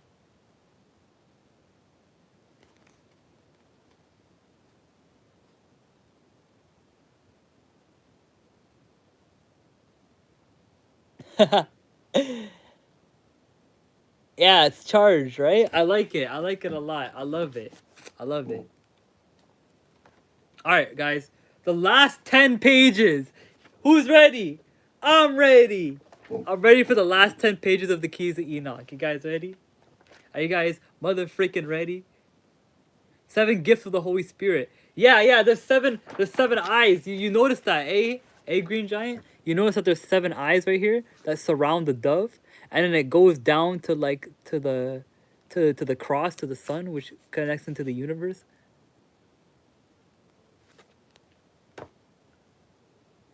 I'm ready, yeah. I'm ready, yeah.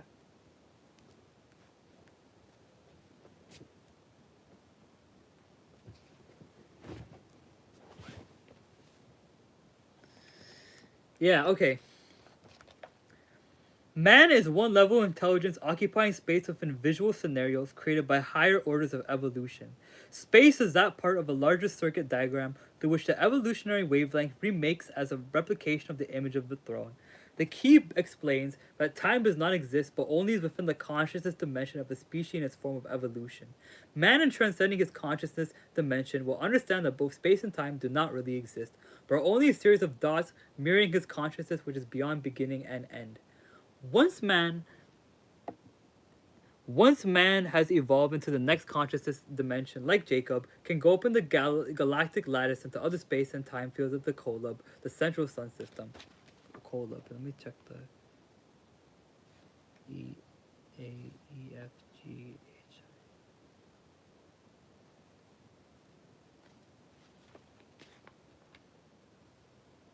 Kolob, the central sun system which forms the center of the House of Many Mansions, is used to transplant light creation from star systems of advanced intelligence and new complex evolutions. Yeah, basically that's what time is. Yeah.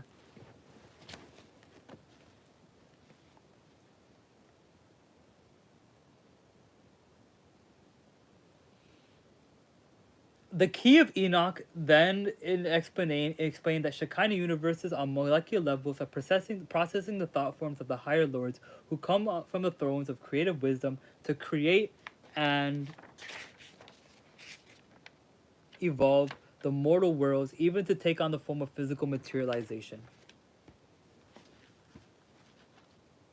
This physical materialization is merely a form which is extended across space and is more merely called a membrane within time. The physical body of the higher lords of light is just the appearance form of the light body which shall exist within its greater form and power. This appearance form is the lowest form of the Balsamanu and the Kidmotenu, the image and the similitude. Yet the image and similitude is the only blueprint and life force which man can use to work the master control and councils of light. Man, by virtue of this incarnation, has the ability to ascend just as the master image, just as Jesus Christ received the Christ power before the eyes of man as his true higher identity.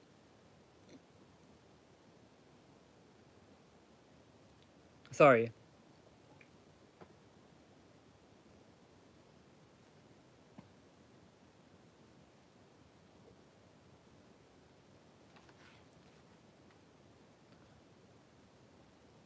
Man has first, however, to labor with the evolution of his physical body to receive the greater body of Shekinah.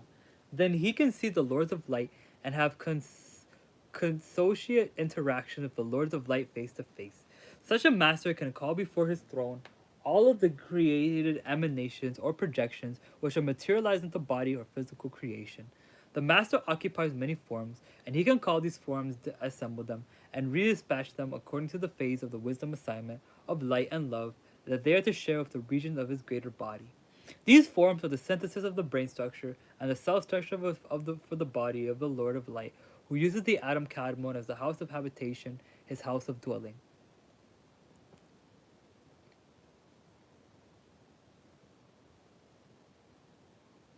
Hey, be nice, be nice, be nice. Don't say STFU to people. Be nice.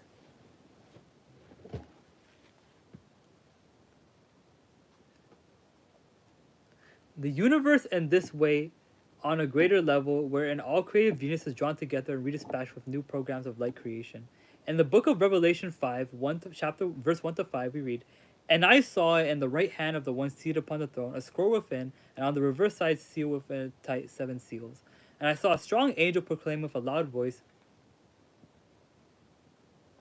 Who is worthy of opening the scroll and loose its seals?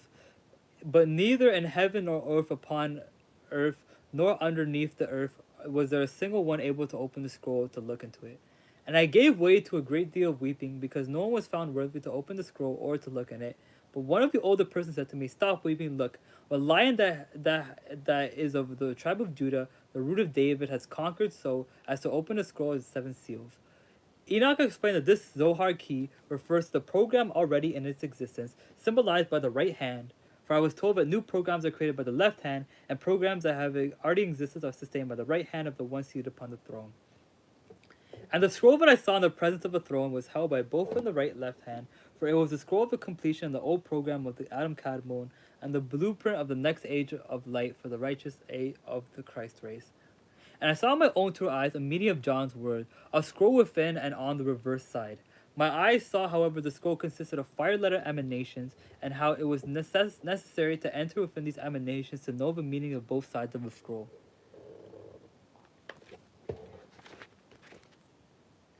And I saw how the reverse side is used by the masters of light to code physical creation from the heavenly side so that the human race was as transparent reversal of the divine images of creation constantly kept in the divine presence of the Father. The scrolls refer to the program, the blueprint, the seven mansion worlds that have yet to be completed and released from their formal limitations. Within the Shekinah, seven seals represent the seven chakras that must be opened so that the souls may ascend and that the completion of the numbers of the perfect souls would not be delayed. This is why John gave away to weeping, because he knew that without opening the seals, the host of souls would be destroyed and not raised on high. The words the Lion of the tribe of Judah means, of all the tribes of Israel, Judah is the cosign of all tribal movements to the heavens. These movements are controlled by the 12 thresholds of control of the Mazaroth, the zodiac. Though the collective authority of the tribe of Judah, a way of preparing for the new teaching to penetrate the world from the higher heavens, the face of his heavenly leadership has already been sealed in the old planetary realms. But this lion shall conquer the old solar cosmology, the emphasis of a tribe of Judah, as well as the new lion symbol.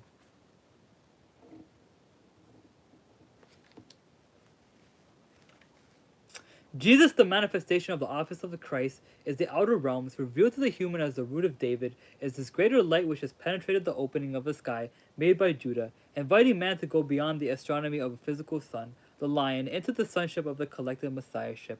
The lion is Christ incarnate, the greater lion of the higher heavens, which has conquered the heavens and fully opened the gates of all mankind.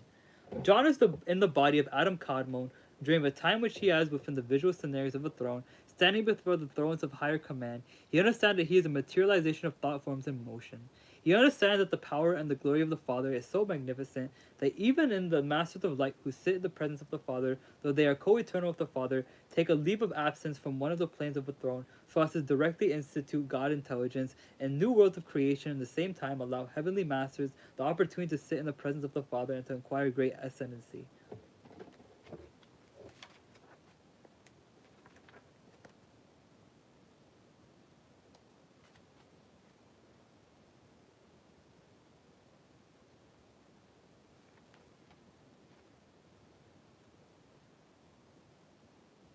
The teacher continues in 5,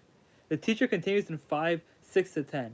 And I saw standing in the midst of the throne and of the four living creatures, and in the midst of the older persons a lamb, as though it had been slaughtered, having been 7 horns and 7 eyes, which eyes mean the 7 spirits of God that have been sent forth into the whole earth. And he went at once to took it out of the right hand of the one seated on the throne. Note the energy thrones and the energy controls were taken out of the right hand and given to the Lamb. And when he took the scroll, the 4 living creatures and the 24 older persons fell down before the Lamb, having one a harp and golden bowls that were full of incense, and the incense meant the prayers of the holy ones. And they sing a new song, saying, "You are worthy to take the scrolls and open its seal, because you were slaughtered, and with your blood you have brought persons of God, every tribe and tongue, and people and nation. And you made them to be a kingdom and priests to our God, that they serve to rule over kings as kings over the earth." Metatron showed me how the new prophets and priests of the earth would be the council of brotherhood of light, the face upon the earth. He showed me how the councils of the brotherhood are governed by ascended masters who form the baseline of the great pyramid of the white light that are surrounded by the Ancient of Days. The baseline is made up by trinitized ascended masters, so that any of the council's ascended masters cannot be looked upon with seeing the all 3 masters as the eternal eye.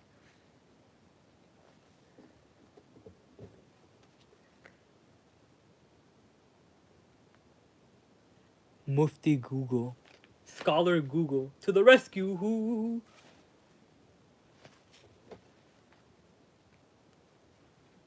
In the presence of the Ancient of Days, there are also the 4 living creatures who are the creative substance within the treasury of the light.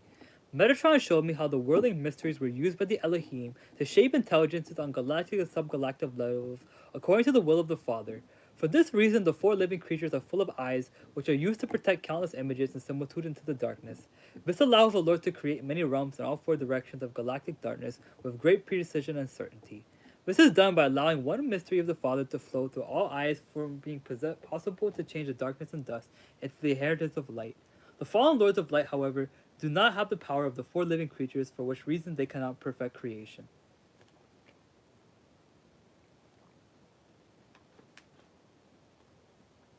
Metatron took me into the throne of the Ancient of Days, where I saw how his co-eternal architecture, the images of greater light, which is continuously transformed from his throne into many thrones and dominions of the 24 elders, thus enabling each of us to have a godly throne in this world of Olam Atzilus, or the eternal archetypes, or universal archetypes.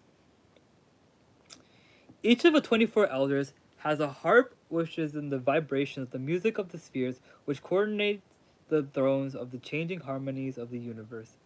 They also have a golden bowl, which is filled by the administering angels with incense, which is the praise of salvation from the Holy One. Thus, the golden bowl is also seen as the Kolob, the great central sun which gathers the living energies in each universe of the elders, so that the elders can fashion new worlds.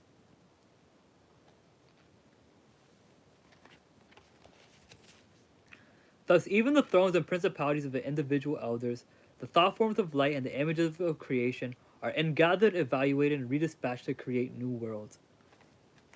Wait, guys, it's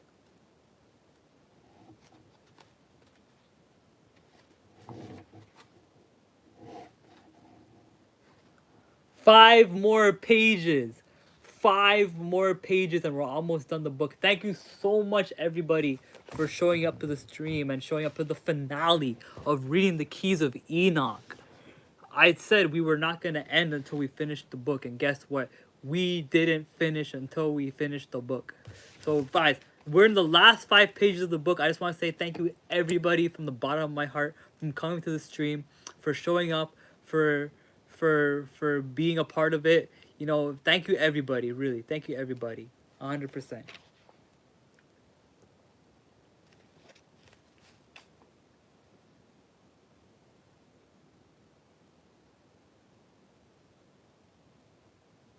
Thus, even in the thrones and principalities of individual elders, the thought forms of light and the images of creation are ingathered, evaluated, and redispatched to create new worlds.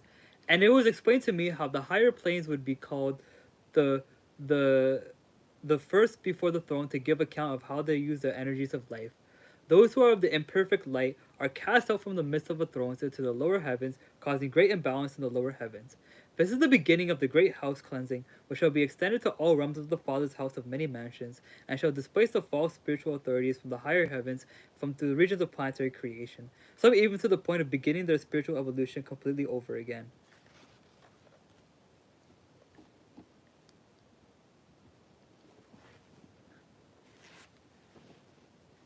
I think dreaming is fourth dimensional stuff, but the reason why it's not fifth dimension, I have a particular take on the fifth dimension. It's kind of weird, but I'm gonna keep reading because I want to finish this really badly.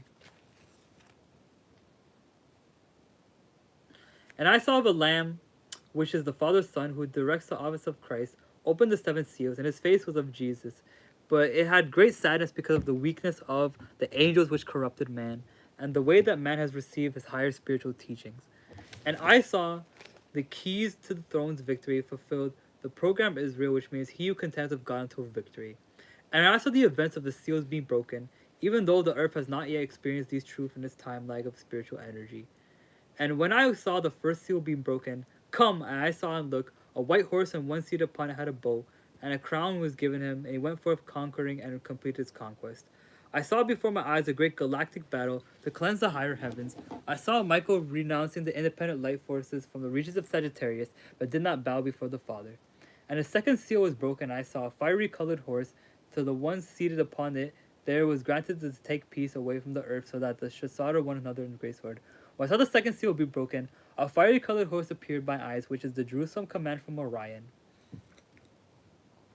And they were leading the blue horses of the seraphim, and the white horses bearing the Star of David, and the Helios HaKodesh. The horses encompass many galaxies, bringing the judgment of the Father, removing the old thresholds of time. I saw the Jerusalem command a place holding position around solar systems within the worlds of the hierarchy of powers were being waged. The old hierarchies of power and the lesser light forces which have inspired negativity of the Earth systems were cut off from the higher heavens by the sword of Orion.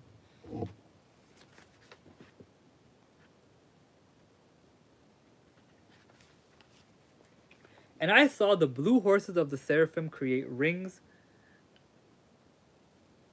Hold up. Oh my god.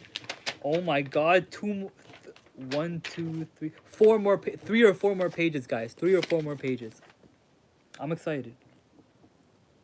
And I saw the blue horse of the seraphim create rings within rings around the earth system, so that of the peace and the righteousness would be spared death, with the powers of darkness closed in and suck into them themselves the dark authorities. And I saw how those who had offered their souls for the glory and the power of Lucifer were judged in the scales of the heavenly weight and measures. The black horse comes to judge those who are not prepared for the harvest, and the angels who cast down from the higher heavens into bodies of grotesquerie. They are weighted from the good seed and reveal the seeds of Lucifer that have not borne heavenly fruit and could not be gathered within the denarius of the Christ. Each was measured according to their own worth, like a flower on the branches of the tree of life, and the days of the last fruit. And the balance of life was called forth before the throne to give account of its creative wisdom, as sprouts of Lebanon and Israel in the summer days. The good wheat was gathered and divided from the chaff. In like manner, the barley was ripe for harvest, and the righteous was called forth to prepare for the feast day of the Lord in the temple of the Most High. Like a luxuriant olive tree full of berries, the olive oil was gathered for those sons of Israel who could stand before the Lord on the altar of majesty, as Jesus stood upon the Mount of Olives, and Michael stretched forth his hand to the cup, and poured out the wine from the grapes, and poured it out as a sweet-smelling savor to the Most High King. And this is the judgment of those in heaven.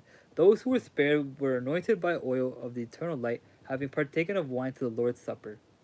And when he opened the fourth seal, I heard the voice of the fourth living creature say, "Come!" And I saw and look, a pale horse, and one seated upon it was named Death, and Hades was closely following him. And authority was given over the fourth part of earth to kill with a long sword, with food shortages, and with deadly plague by the wild beasts of the earth. And I saw how his temporal death had no dominion over the righteous, the membrane of glory that was so on. Yet the souls that which were unable to ascend to the Adam Kadmon over self at the end of Aeon were cut off by the greater heavenly fire than death itself. This is the fire of Hades set aside for the souls who have judged themselves for unworthy of the eternal service of the Father by many conscious incarnations. For these souls have previously been given the opportunity to overcome death through faith, service to mankind, and the realization of the mysteries of the kingdom of God. 3 minutes until 13 minutes until 4 hours, guys. 13 minutes until 4 hours. But I almost want to stream for 4 hours. And I saw upon the planet 4 types of nemesis converge: food shortages, deadly plagues, wild beasts, and wars. These ravaged man as a karmic penalty for his sin against one of the 4 elements known as the earth. The righteous who were witnessing those of the wickedness were destroyed, for they were not in the regions of safety projected by the Merkaba of light. However, these righteous died a temporal death under the altar of temple fire, knowing that they will be resurrected in the God's house of many mansions.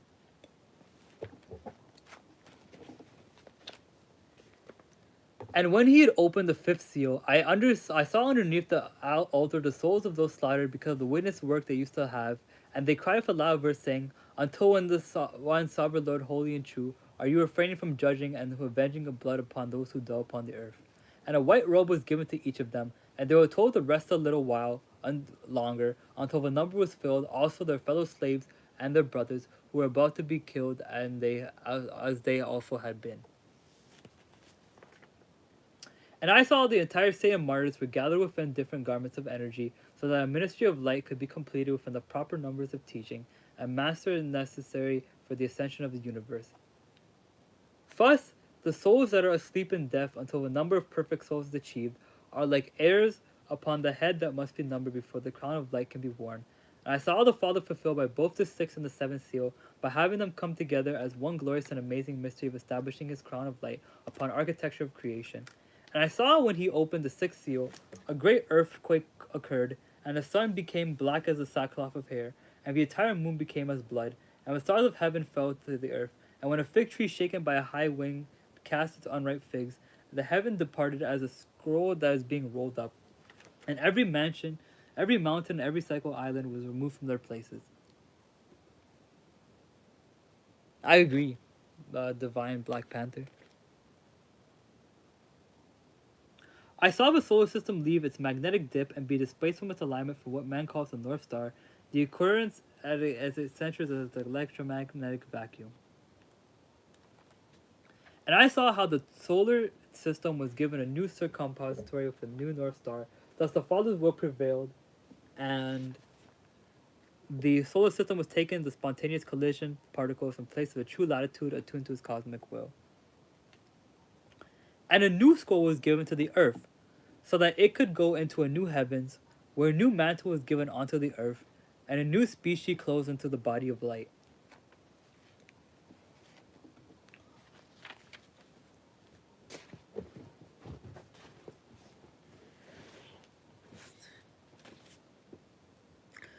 For after the heavens were rolled up, yeah, new solar system of Earth rising, yeah.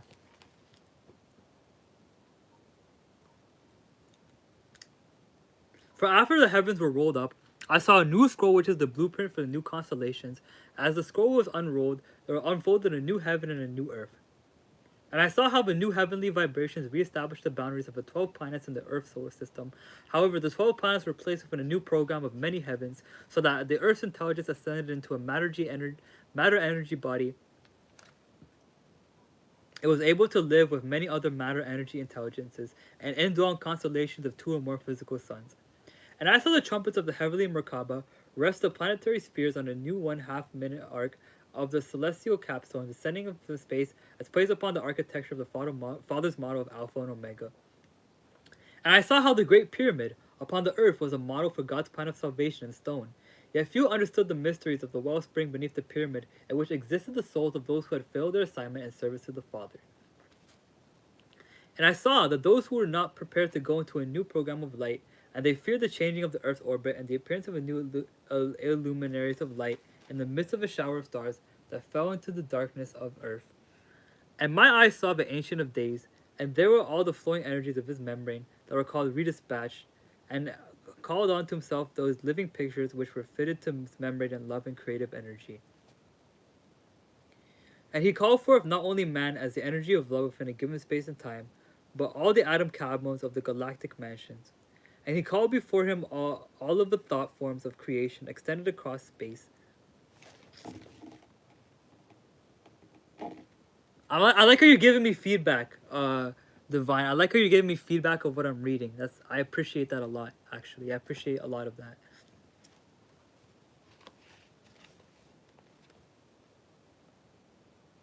Now learn this key from this point. Do not dwell in the faint-heartedness, but manifest in the public spaces all of the spiritual gifts, so that the power of the Father's throne may be glorified for you, for this is the age of the Holy Spirit. Remember the words of Jesus, for false Christs and false prophets will arise, and will give great signs and wonders so to mislead, if possible, even the chosen ones. Look, I have forewarned you, therefore, if people say to you, look, he is in the wilderness, look, he is in the inner chambers, do not believe it. For yes, the shepherd Jesus speaks to his sheep. He tells us the universe to come and how the higher evolution will come to collect the faithful when the heavens are fully open and all signs have been fulfilled. But in the mitzvah Israel, the covenant of Israel, will understand the words of Jesus. Immediately after the tribulation of those days, the sun will be darkened, and the moon will not give its light, and the stars will fall from heaven, and the powers of heaven will be shaken, thus breaking the sixth seal. And then the sign of the Son of Man will appear in heaven, and then all the tribes of earth will beat themselves in lamentation, and they will see the Son of Man coming on the clouds of heaven in power of great glory. And he will send forth his angels with a great trumpet sound, i.e., the seventh seal is broken, and the old program of seal Israel is rolled up, is delivered to heaven, and they will be gathered his chosen ones together from the 4 winds, from one extremity of the heavens to the other extremity. The meaning of this: keep on the watch of the opening messengers of light and the paradise of sons, which serve Joshua, who command the name of Yahweh, Yod, Yod, Yod, Yod, which will gather the righteousness space of the heavens of this space. And this time of the righteous will understand that just as the Old Testament was at the age of the Father, the New Testament was the age of the Son, the New Age is the age of the Holy Spirit. Let us now rejoice in these words: the kingdom come on earth as it is in heaven. Thy kingdom come on earth as it is in heaven.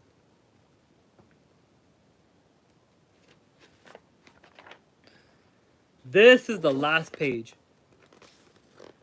Congratulations, guys! We just finished the Introduction to the Keys of Enoch by J.J. Hurtak. We just finished it. Give me a second to get a drink, because my throat is dry from reading out loud to you guys from such a long time. But yeah, I am heavily enjoying what I just read so far. That's the introduction to the Keys of Enoch by J.J. Hurtak. Uh, I if you guys want to stay, I'm gonna secrete the energy of the stream by chanting the Kali Bija mantra, a cream. I'm gonna be chanting it 108 times. If you guys want to stay for a mantric meditation, a mantric yogic session that I'm gonna do where I repeat a mantra 108 times, you can stay for that. But I'm gonna go get a drink. This stream is pretty much over. Let me guys know what your thoughts are on the book. Discuss the concepts and ideas of the book amongst yourself. But thank you guys so much for the contributions, for the constant viewership, for the love, and for most importantly for the care too. But I will show you. I will also show you guys the next book we're gonna be reading though.